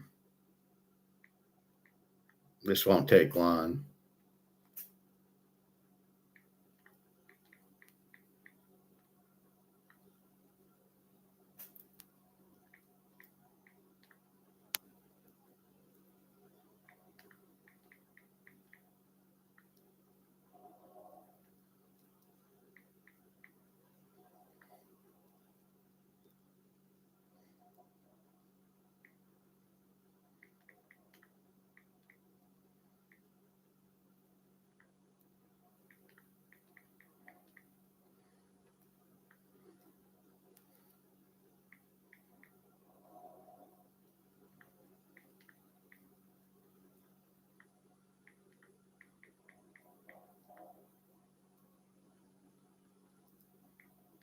Almost done.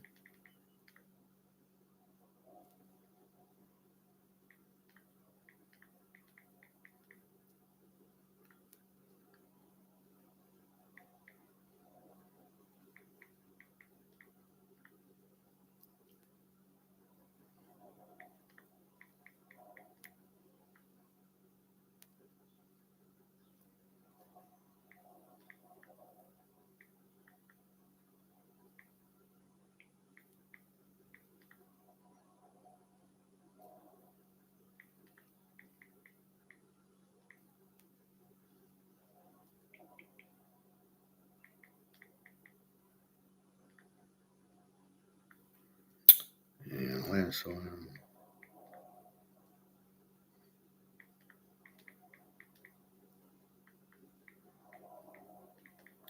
So when you get the email, if I didn't say anything,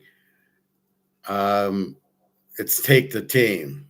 So like if I said Cleveland 2 units, I'm saying take Cleveland. If I say Cleveland under 8, 2 units, then you know it's an under. All right, so that is sent.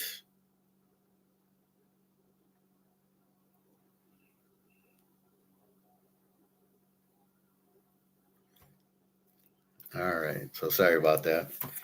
Um, so when you hear these guys talk, and they talk about stocks, and they talk about bonds, and they talk about this and that, inevitably they're in dollars.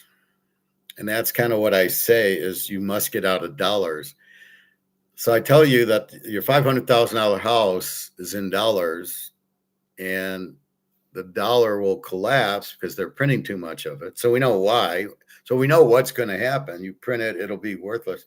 So the house in dollars will go to zero, as everything else: stocks, bonds, real estate trust. The banks are going to get killed.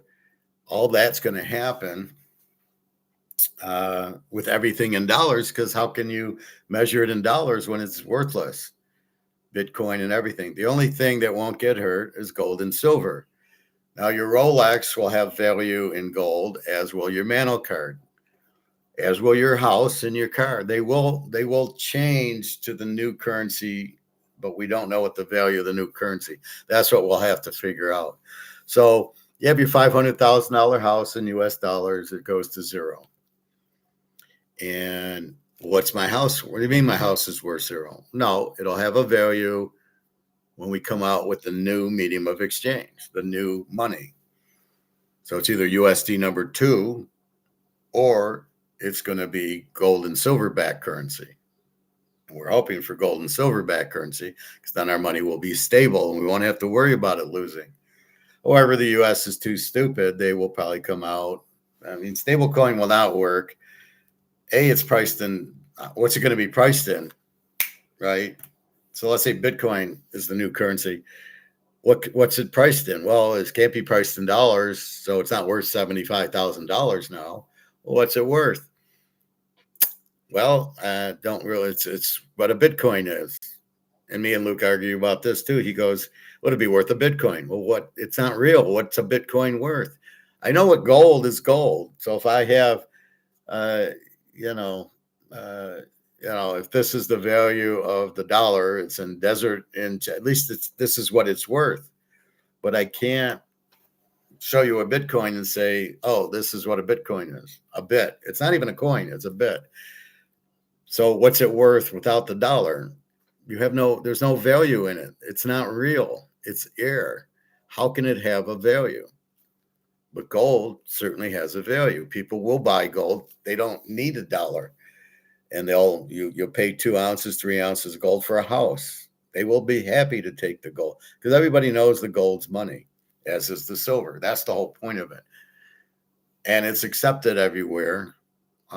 It will be accepted everywhere.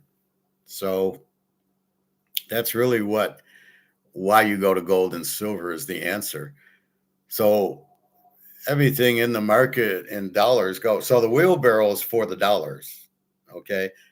When you use the wheelbarrow in Germany, it was only for the Reichsmark. It was not for gold. It was not for the US dollar or the British pound. You did not need a wheelbarrow for that. So if you had a US dollar or British pound, let's say, you go to the grocery store and the prices aren't going up. They're only going up for the whatchamacallit, for the Reichsmarks.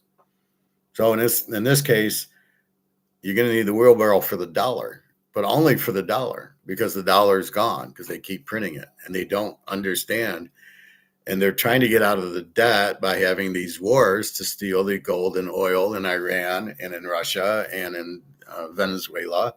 Wherever else there's oil and gold, they're going to go and try to steal it because we're the U.S. And they paint these pictures of all bullshit that, oh, it's the U.S., so we need this. And it's just bullshit. It's got nothing to do with it.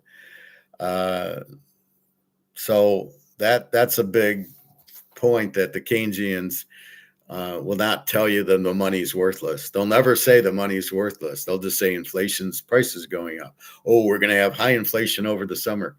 The inflation is going to be the same now as it is in the summer. The market's controlling the price of tuna fish, not the money printing. So again, they totally missed the point of money printing being the inflation. And then they'll give you the song and a dance. Well, you listen to Jim Rickards or you listen to even Andy Scheckman or Peter Schiff or any of those guys. They're fucking, they don't understand. They do understand gold because they sell it, but they don't really understand the money printing is the inflation. And so you just sit there and you just roll your eyes. And Andy Scheckman's one who's good at talking and not saying anything. Peter Schiff, you can't even listen to.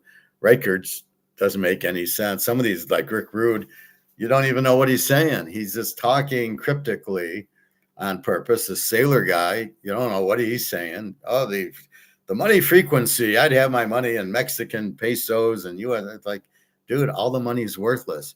That's the part that goes over these guys' heads, that you can't keep printing the money. It's worthless. And that's the number one thing I bitch about these guys is they don't know what inflation is. They don't understand how damaging it is. The money is the medium of exchange, which is what you need to buy things with. And you go to work to make the money to then go and do the things you need. And yet it's over all these guys' heads. They, well, inflation is going to be high. In other words, they think prices will go up. Prices aren't going to go up. The only reason prices go up are two reasons. One, you have the oil supply the supply going down in oil and dark chocolate. And two, you have the demand for gold and silver going up. Both cases makes the prices go up. But, otherwise the dollar losing value, Oreo cookies are more expensive because of inflation to a point, but then they're always on sale because nobody's just going to pay the extra prices on them. So they can try to fool themselves. I find Nabisco and Kellogg's and what's that salad dressing, Miracle Whip. I find those are the companies that are really raising their prices. But when I look at cauliflower and stuff like that, I don't really see a big price increase on those. Anyway, so that's what they don't understand. It's a very simple thing to understand the market. The market's controlled by us, not by them. But what we're hoping for in a market is that the dollar doesn't keep losing its value. So if I price something at, $20 for this coffee mug from my golf course up north, the Grand Traverse, it's the Grand Traverse Resort and Spa golf course, and the Bear is the name of the golf. So, I'll sell you the mug for 20, but you want a stable dollar because you want to make money on it. You don't know what to sell it at if the dollar's all over the place, losing value. Well, I really need to sell it for 30, but the market won't bear that. So you got to figure out what the market will do. But again, we're counting on a consistent dollar. That's why we were so good with the gold standard from 10 to 1914. We had the gold standard. You couldn't just print the money to worthless. When you did, there was other money to go to. There was 3 or 4 banks that printed money, not the Federal Reserve. It was always against having a Federal Reserve and getting off of gold and silver because they knew they would print it and they would steal it and they would make it worthless. And that's exactly what's happened. There was 2 or 3 other Federal Reserves in the U.S., one like 1812, one like 18, and they all failed because they can't control the market. And they printed too much and the money became worthless. In the Civil War, Lincoln had the greenbacks. They went to zero. They printed them and they had no value. And that's the problem with it. So if they understand you're going to print too much, it's going to go to zero. How do you track value of anything? Well, I have this Mantle card worth, $1,000. Oh, wait, but the dollar's now gone. Now, how do I value the Mantle card? Well, I got to wait for the new currency and then value it in that currency. But imagine doing that as a grocery store, or you're shoeing the horse or something. You're the blacksmith. You don't know what to charge for anything because the dollar's all screwed up, and the dollar's losing. Oh wait, we can't take that dollar. We need a new dollar. Hey, what's the new dollar?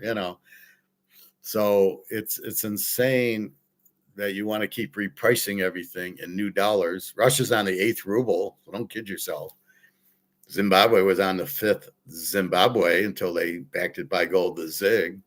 Venezuela has gone through 8, 9 different dollars because they keep losing value because they don't understand the concept. You keep printing, it goes to zero and it fucks up all your value. So how do you buy and sell when you don't know what the value of the dollar is?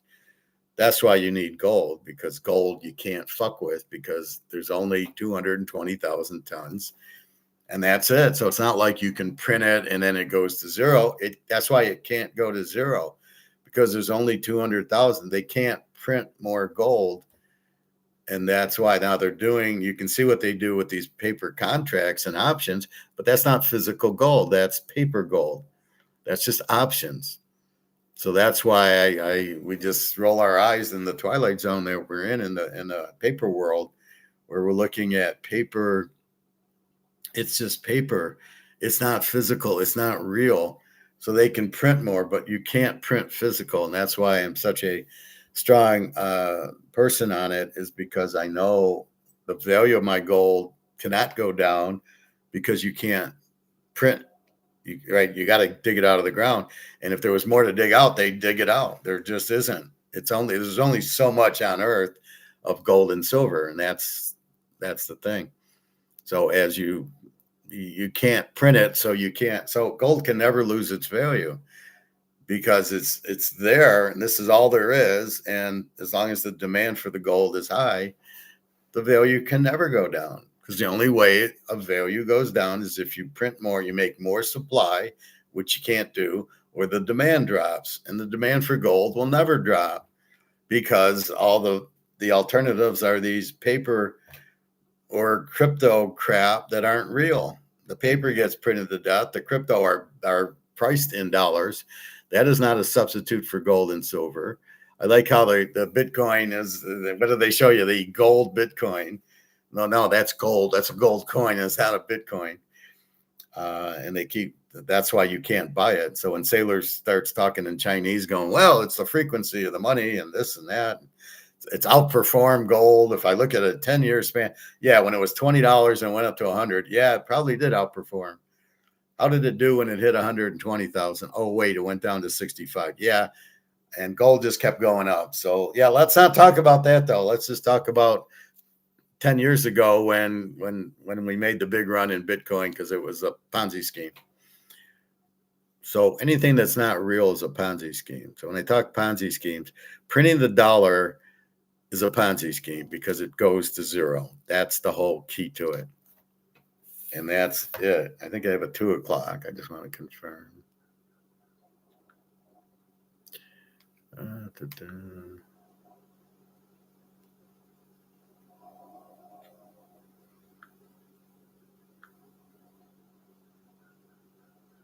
Yeah, 2:00.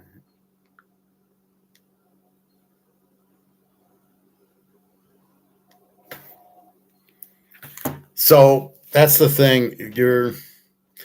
You're anticipating a stable dollar, and the only money that's going to be stable is gold and silver. But it can never go down because, again, the only things that can cause it is that they find a big supply of it, as what they're doing at the dollar. Why does this go down? Because they keep printing it, and they keep printing it, and they keep printing it. It's the system they have. It's so that, well, I got to pay the government employees. Where are you going to get the money from? Well, print it. So in other words, if we go back to my ice cream, so we're running an ice cream store. I got to pay my employees. Well, I got to pay them based on me having more money, right? In other words, I got to sell my ice cream to get me money to pay the employees. So if I don't sell any ice cream, you guys aren't getting paid and you're going to probably lose your job. But as long as we keep making 100 ice cream cones or sundaes or banana splits, whatever, as long as we do that 100, let's say a week, then you all keep your job and I can pay you. So be nice to the customers and don't chase them away. And we don't care. We're not discriminatory. It can be blue, black, red, or green people coming in. It could be Martians, aliens, predators. It doesn't matter. As long as they pay the bill, they're welcome to eat ice cream. Can you imagine the predator walking in and we're like, that'd be $10. And, he kind of looks at us and his eyes light up and, oh, wait, and he pulls out a 10. But that's how I pay them, right? Because I sell something to pay them. How does the government pay the government employees? They don't sell anything. They don't produce anything. So the only way they can do it is to print money. Well, wait a minute. If you're printing money, it's worthless. Well, we'll sell treasuries. And that's what they were doing. They were selling treasuries to get the money. That was their ice cream. That was selling their ice cream, was selling the treasuries. Now they can't sell the treasuries because they printed too much money and people realize it's not worth anything. So everybody realizes, but the Americans, that the money's worthless. So how do I pay my government employees, my Social Security, my interest on the debt and my defense contract? How do I pay these people? I don't make sales. I can use taxes. Yeah, but more people are retiring than paying taxes. So my tax revenue's down, but I still owe all the government employees and their pensions and Social Security every month and everything. How do I pay that? I'll just print more money, which makes the money worth less and less and less. And that's the problem when you're not a business. You should never have big government. You can't have it. You can't afford it because government doesn't produce revenue. It doesn't sell a product. Well, we'll just tax people. That's illegal too. Why you would get more if you didn't tax anybody and you just had a sales tax. If you had a 6% sales tax and you didn't tax anybody on inheritance, on income, these gas taxes. If you didn't tax anybody and you privatized everything, the roads are privatized. You put out a duty or whatever, a toll road, and you manage the road with the tolls. That's how you get paid, and that's how you fix the roads, and that's how you make the road. And you can do that with everything. Schools, people pay for college, so people could pay for. They don't need to go when they're 5 years old. They don't need to go. I love when they need the experience of being around other kids. Why? What good did that do? And then when they get older, then they're bullied, or you're fat, or you're ugly, or what's a girl? I wanna be with that girl, but I'm 10 years old, you don't know what to do. So then it becomes problems, right? But it's got nothing to do with education. The education should start probably when they're 10, 12 years old, when you can't smoke and you can't drink until you're an adult. You got to be 21, but school, you can start at 5 years old. What is that all about? No, no, no, no, no. I'll teach my kid economics and finance and football betting and how to invest and all that good stuff, and history. We can watch the YouTube for the history, or you can teach them. And here's Hitler, and why did he fail? It's never taught. We lost in Russia. Why? Because he had to get oil to keep the German economy going. Because when you have military, you need oil. You gotta have the tanks need the oil to run. Planes. The men need clothes and food. How are you going to get that when they're 100 miles away? So you have all that going, and you need to get it. I mean, that's the whole point of it. So that's why they lost. What is that mentioned? But you're going to sell that to a 10-year-old kid? Now, I think college would start maybe even seventh grade, 13, 14 years old, when they're finally old enough to sit and understand. And then the parents should choose the subjects, not the college. Not the Rockefellers should not teach what subjects are taught in school. If you're not going to teach gold standard, I'm going to go to a school that has it. And you do that all the time. We go to different stores. Oh, wait, I don't want to buy salad dressing at my meat store because it's really expensive. So I'll go to Meijer's for that. So we shop around. You would shop around for the schools, and you wouldn't even need a full school. Oh, I'm going to teach math at this school, and I'm going to teach English. And I don't even know if you need history, and I'm going to teach you finance, and I'm going to teach you Austrian economics here. And you'll just go to it, just like all the channels we have on YouTube. And I don't even know that you need to go to school. Somebody tune into my channel, and I go, okay, we're going to learn Austrian economics today. We're going to learn gold and silver today. We're going to learn 2 + 2 is 4 today. And you don't really even need school, but yet we're paying for it. And the education they give is horseshit. Like I said, the people don't need it. Oh, the kids need to be with kids. Well, why? What is that? Let them go to the gym and they can play. Go play with the kids. That's such bullshit. Anyway, so that's really what you're looking at, is how does the government pay for everything? Well, they print, or they try to do auctions of their treasuries, but then they got to pay it back. And again, where do they get the money to pay back the treasuries? They can't. That's why you got a $40 trillion debt. It's $40 trillion in treasury in bonds that you owe. $40 trillion.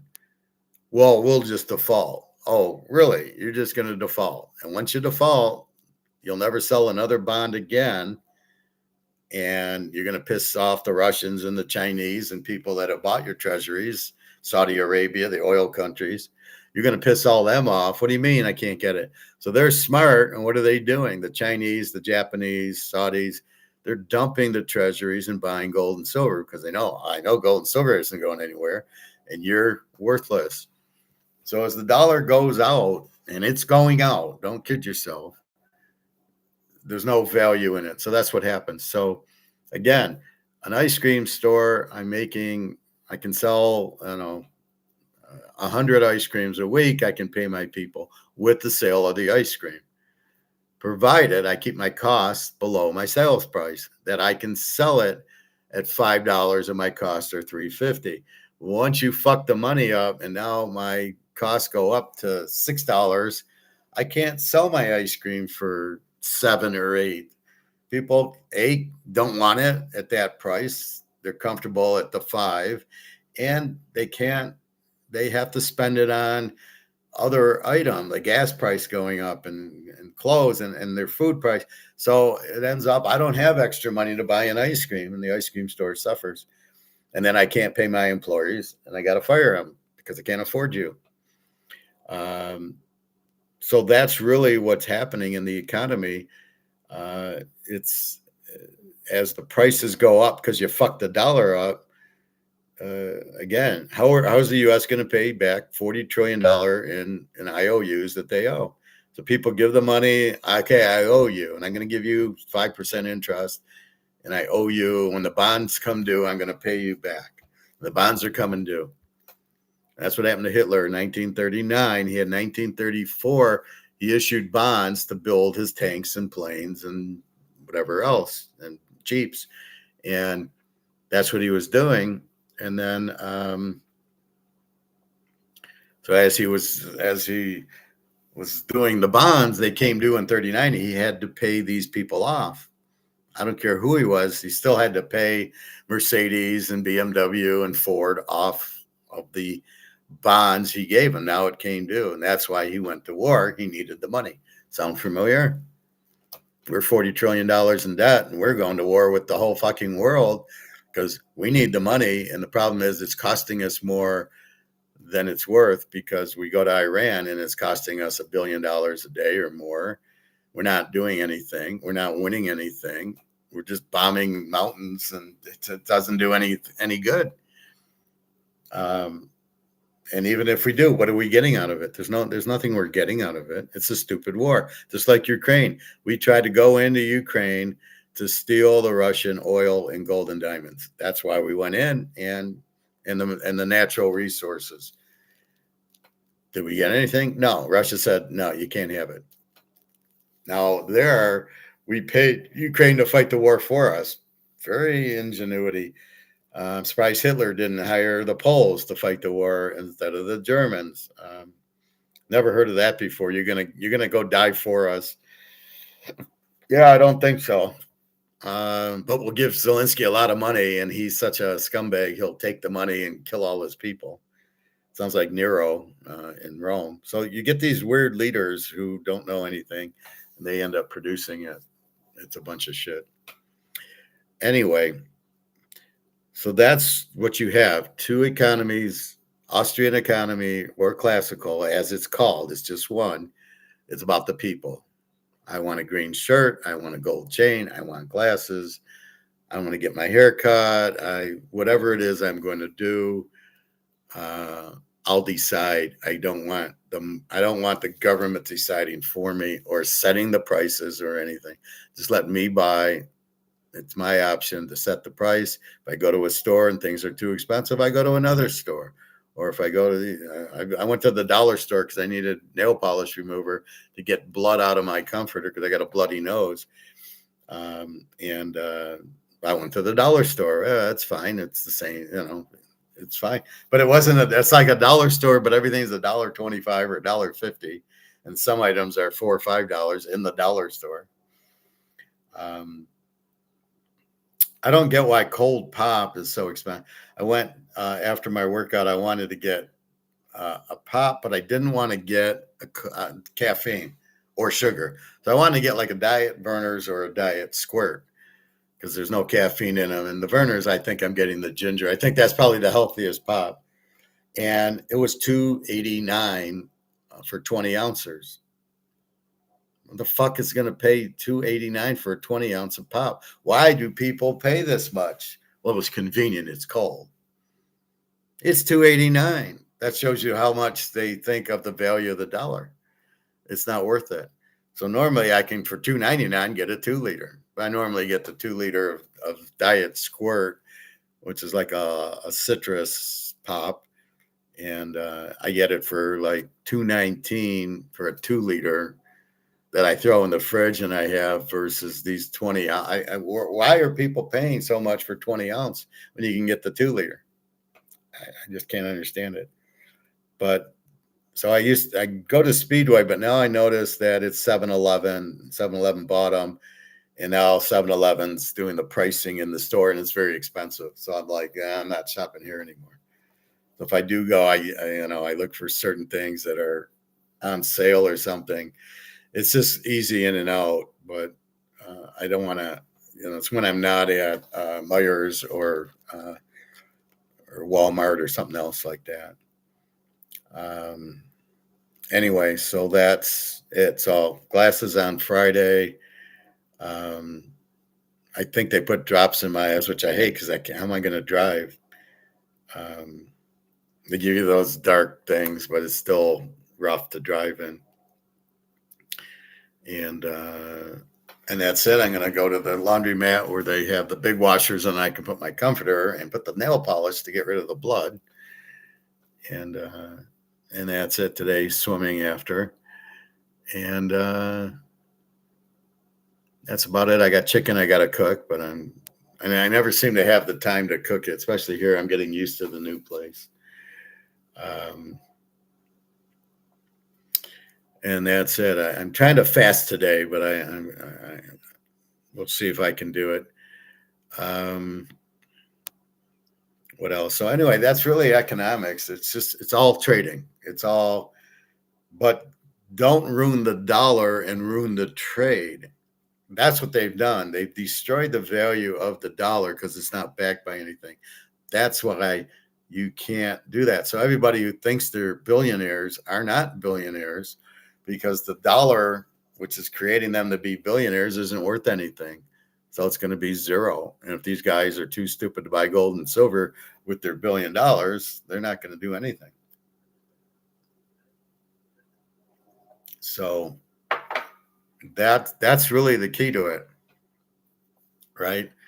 So we buy gold and silver because you can't print it, you can't destroy the value, and it certainly would never go down. It should never go down because as long as people want it and as long as the supply is short, the price would never go down in the physical universe that we want to live in. The only reason the price goes down is paper, and people don't even understand the difference between paper and physical.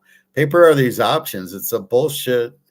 You're trying to sell 4 million tons of gold, and there's only 200,000 tons in existence. How the fuck are you doing that? How the fuck can you sell 4 million tons of gold? Where's it? Well, we're just creating it out of thin air. That's bullshit. You have to have the physical. So why is it priced in paper? Why are we pricing gold and silver so they can control the price? Why are they controlling the price in the first place? Oh, because the banks want us in the stock market or in real estate trust or in insurance annuity policies. They want us in the dollar. So this is the biggest thing at COMEX. They want to keep you into this. Even though it isn't worth anything, they want to keep you in it. And they keep pushing the price of gold down so you guys don't buy it. Oh, I can't buy it. It doesn't move because you don't really understand that it's paper pricing that's moving, not the physical price. And again, we don't know what there's never been a real physical price of gold. There's never been a free market. Here I'm going to sell it and here you're going to buy it. There's never been that. Even now it's phony. Shanghai, they're still looking at COMEX to develop the price.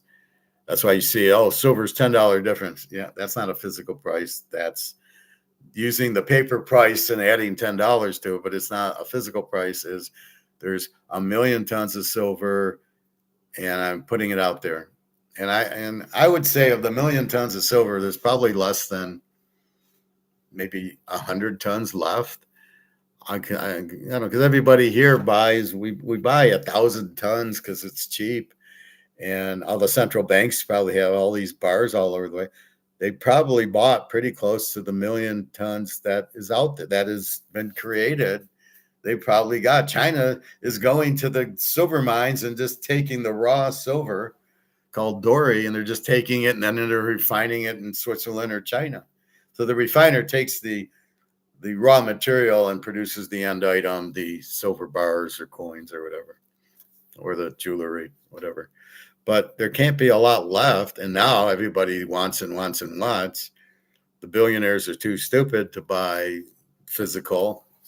So they're just going to be left out. And then you have the other idiots who buy the paper options and thinking they're buying gold, or they're buying the gold stocks thinking they're buying gold. They're all going to lose.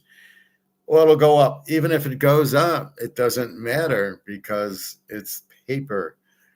You're buying it in monopoly money. So this is the key, is get the fuck out of this and buy the physical, because they can't print the physical. And that's the key. If you can't print it,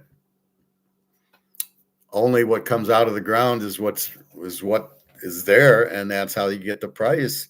So once we get to that price will be, who knows how much higher. You'll never see 4,500, 4,600 once we blow up COMEX. And since the banks run it, they keep printing options that are worthless, that have no backing of gold or silver. It's just amazing. And China keeps buying it. How much is left?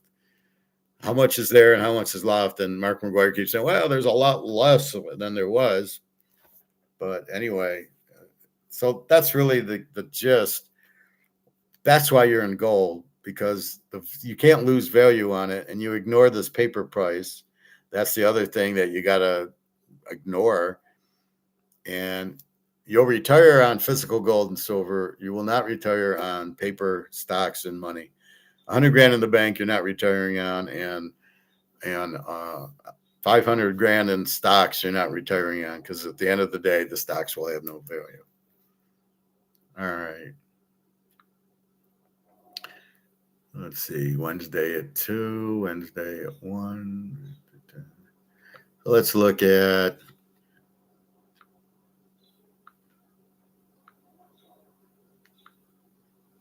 get played.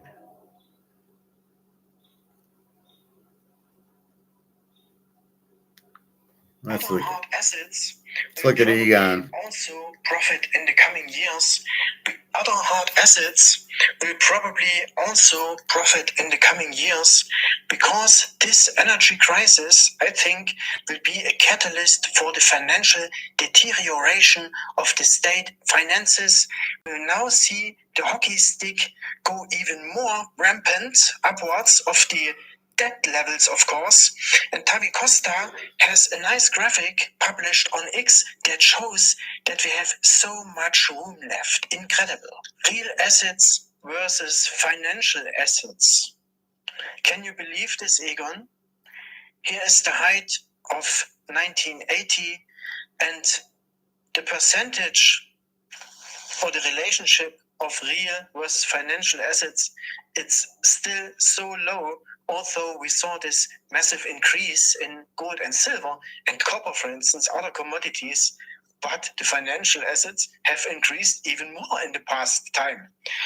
This is a sick movement. It has to correct, and there is so much room. We are still at the bottom, literally. Isn't this a wonderful graph, Jan? I mean, it's absolutely, it is quite remarkable. So that you're talking about here real assets being down by almost 90%, 80 to 90% against financial assets.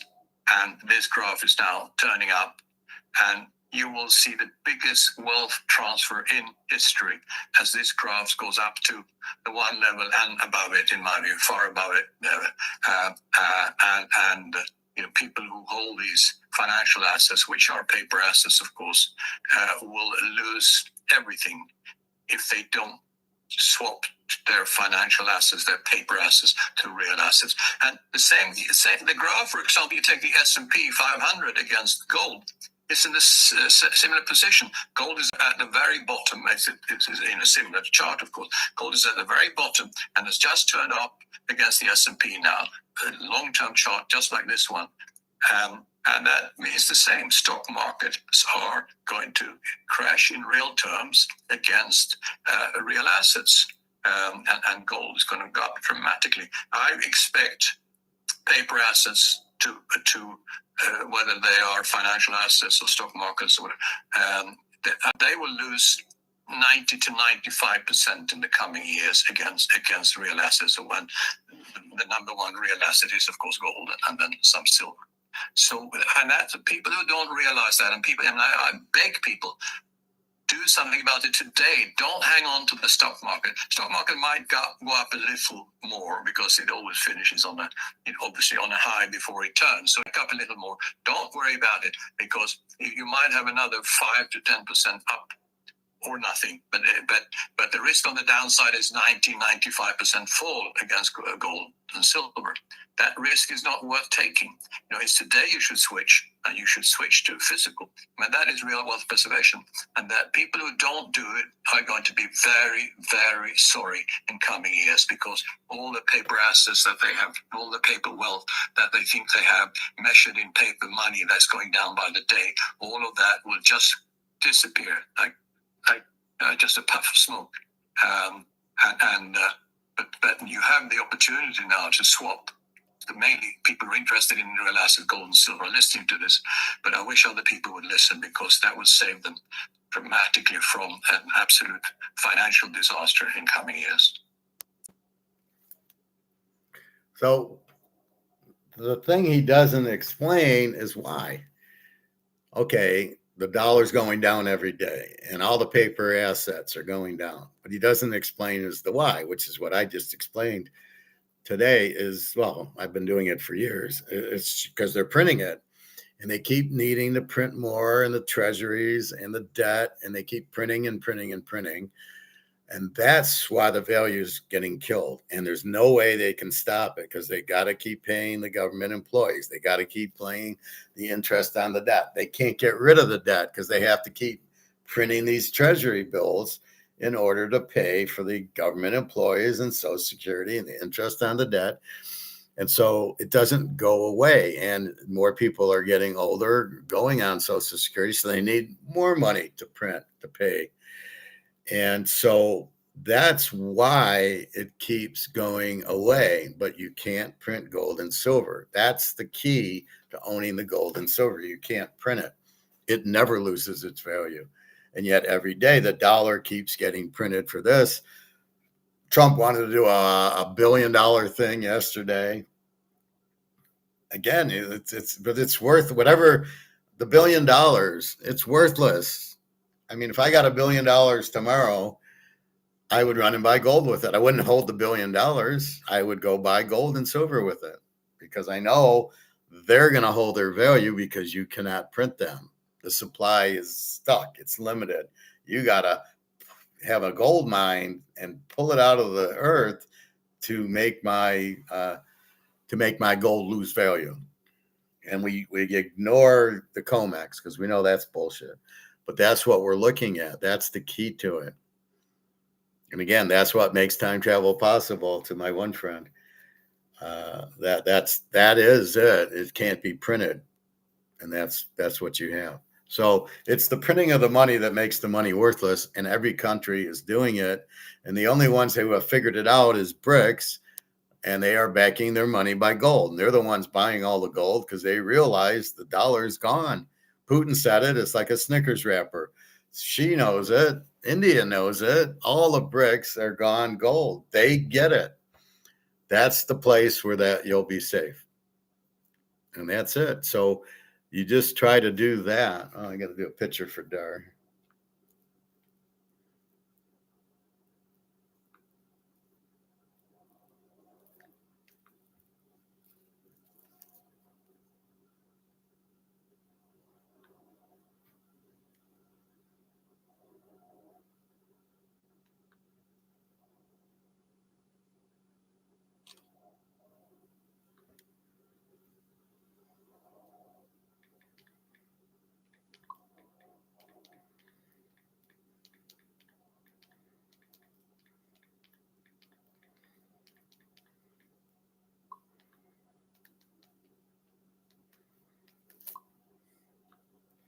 So anyway,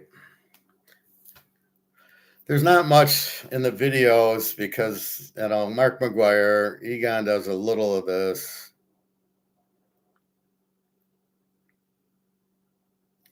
You keep reading about the war stuff. with the Colonel McGregors and everything. It's, okay, we got it. We can't win the war. We got it. Trump should end the war. We got it. How's Trump paying for the war? Oh, he's printing more money. So he's printing worthless money to pay for the war, or people will give us money to buy so let's sell our weapons. So let's have the war so people will need weapons and buy ours. And that'll help our economy. And what world is he living in? How is that going to help your economy? Okay, yeah, it'll bring in sales, but people don't have the money to buy it, right? $1 million missiles. Well, buy them. Yeah, I don't really have the money. Yeah, I'm going to go buy them from the Chinese or the Russians, I think. I mean, that's the whole problem. So it's really, really strange what people are trying to do. And the solution is to back your money by gold, not to sell.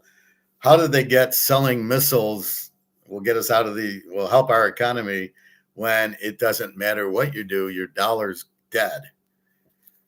And you just shake your head that they don't quite get that the problem is the dollar has no value. Oh, because Keynesians are running the US and they don't understand that.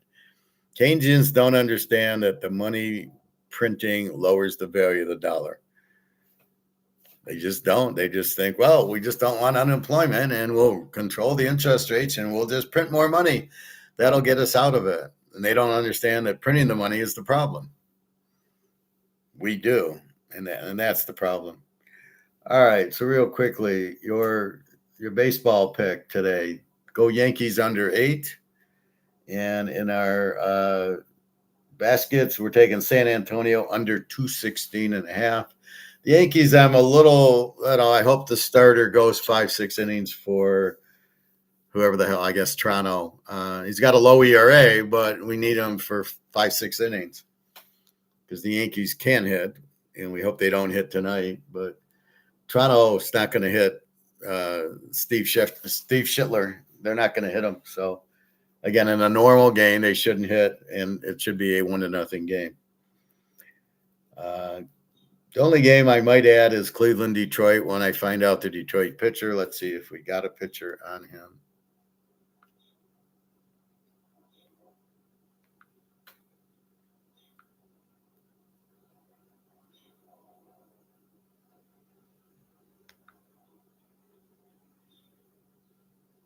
I can't believe the Knicks not only won but covered the 6.5 yesterday.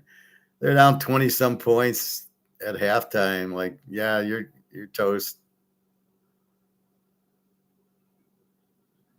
I'll tell you this: San Antonio, Oklahoma. I'm believing it's San Antonio is going to win the series. I don't see how they can stop Winnebago. At the end of the day, I don't want to bet against them. There's no reason he can't win every game he's in. All right, let's see if we got.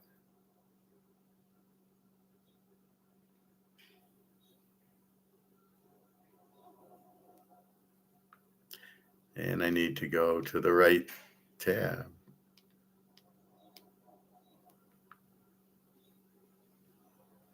I'm trying a fast. I'm trying to do it. I want to do a 2-day fast. I've been eating like a bad boy. We got Drew Anderson for the Tigers. Now he's a bullpen guy. I think this guy really stinks.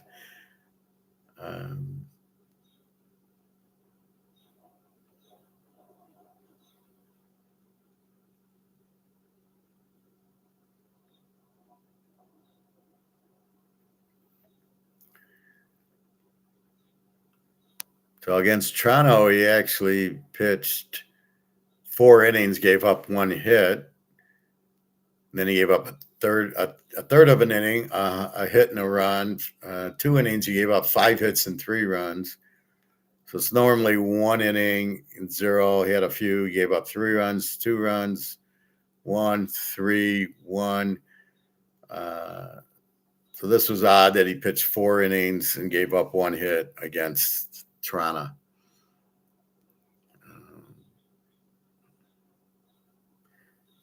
KC, he gave up 5 hits and 3 runs in 2 innings.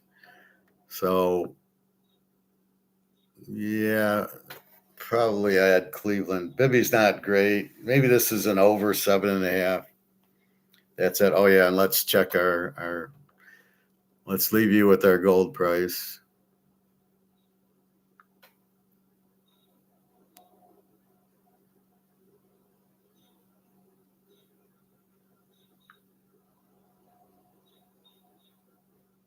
All right, so we got roughly $76 silver.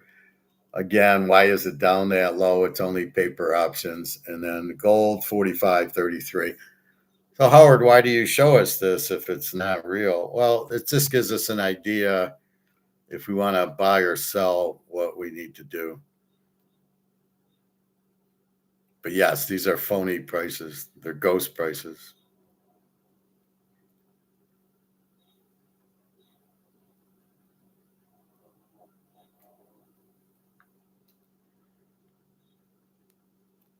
And the Dow is up $500 today on, oh, yeah, the good news that the dollar's worthless. Is that why it's up?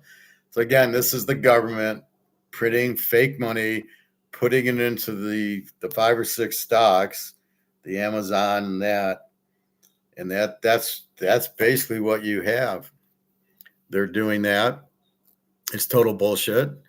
It's totally meaningless, and yet that's what's happening. So people look at it who don't know because they're not educated, and they go, "Oh, look at the stock market's 50,000. The economy's good. I'm going to go buy a boat, and I'm going to go on a trip, and I'm going to do this and do that."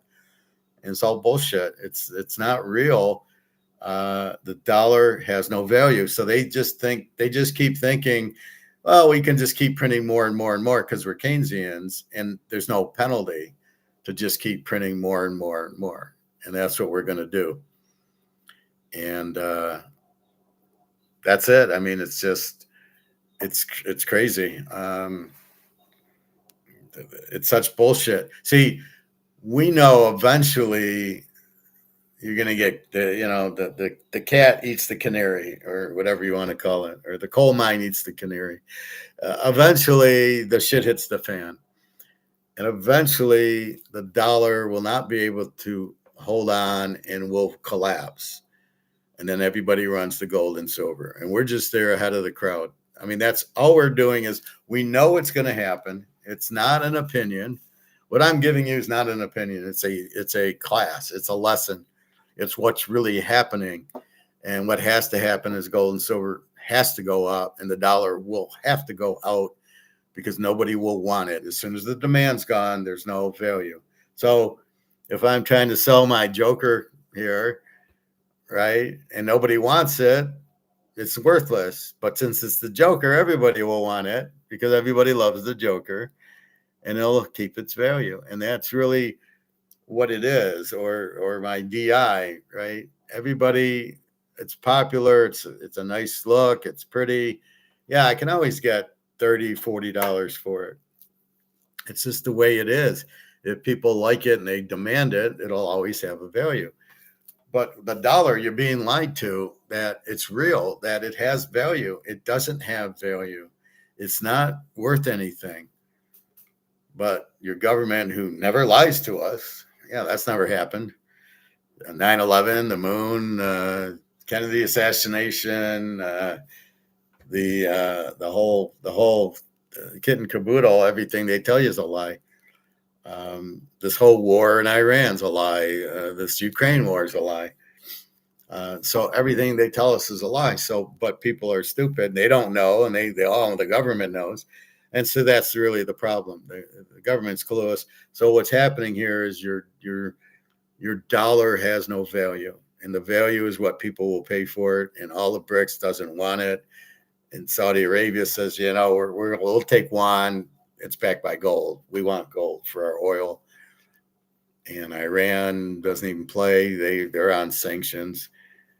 They have a lot of gold too. So why do these countries have gold if it's not worth anything? And why are they price fixing gold if they weren't scared of it? So ask yourself the question. But the dollar's worthless. We know the dollar has no value. They printed it. There's too much out there. it has no value. Again, it's like eating 5 chocolate sundaes. The first one has a value. It's yummy. Maybe the second one, but by the fourth one, you don't even want to see it anymore. I don't want another ice cream. And that's really what happens. So keep that in mind. Anyway, any other questions or comments? I know I'm not getting a lot of comments. I hope that you can give comments. Like Johnsy was on the other day. It's just unusual. I don't get any comment or question or something, but that's okay. I'll double check when I come in. I haven't changed the setting, so it should be there. But I mean, feel free to ask questions or comments. That's fine. Otherwise, that's about it. And we will go from there. So have a good day. www.teaserking.com. If you want to buy the baseball, I will see you paid on PayPal, and I'll get your email, and I will email you the pics, because right now I can't. It's not working to do anything. Maybe I'll try emailing my friend to say, "Are you still alive?" Or do I got to hire AI to do it? But we need to get rid of that error message, and that's where the baseball pics are there. I can add passwords to football, but it's linked to go to the football picks, I believe. So the baseball picks are different. If I could, I would do it. The difference is football is every week, so I put in a weekly password. Where baseball, well, I guess I would put in a weekly password also. Maybe I can do it. Maybe I'll try to just put the football password in and see. But anyway, I like to keep them separate. So that's about it. So we buy gold and silver because you can't print it, and it can't lose value as long as there's demand for it, and there's demand. And then the dollar's worthless. So if you don't want to hold dollars now, they don't have a value. Now, I'm telling you that, but you don't know that if you don't hear me tell you. Nobody's telling you or explaining the value. So understand that. That's Austrian economics. It's me and you in a market versus the government, Keynesians, the government running the market, which is what the U.S. is trying to do, is Keynesians trying to plan the market. Well, we'll control interest rates. Yeah, we'll just keep printing money. What can go wrong? So be very careful with that. And otherwise, so yes, if you want the baseball picks, I picked 11 games, I believe, today. Yesterday I was 8-3. I made 10 units, just like I've been doing for mostly the last almost 2 months. We waited the first 2 weeks of April, but now we're solid. So we're getting a good figure on the pitching, who's good and bad, and then we're getting mostly minor leaguers are in the bullpen, so a lot of our overs are coming through because they can't do anything, and the managers are idiots, and they will let the guy pitch and give up 8 runs in an inning instead of seeing the guy's not pitching, going to another pitcher. Oh, wait, I don't have anybody left, because these guys can only go 1 inning a day every 2 or 3 days, because we got to baby them. So anyway, that's what you have. So www.teaserking.com. Get my email if you have questions, and go from there. So I do have some buyers, which they were happy. I made 10 units yesterday, and hopefully I do better today. Again, the Yankees under 8. Again, you got Schittler, who's going to shut out Toronto, and Toronto has a good pitcher who can hopefully go 5 or 6 innings. And just be careful of Aaron Judge, and off we go. But the Yankees started to hit against the Mets. The Mets seem to be playing better, so we can start betting them over. I did. You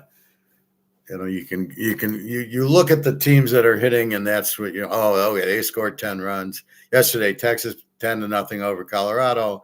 Okay, Texas is there, because once you start hitting and get that confidence, then you keep hitting. And once you're in a slump, you just stay in the slump. So you got to go from there. Cal Raleigh is the catcher for Seattle who's out, and there's some injuries. Anyway, we'll keep track of those. All right. Have a great day, everybody. www.teaserking.com. All right. Enjoy.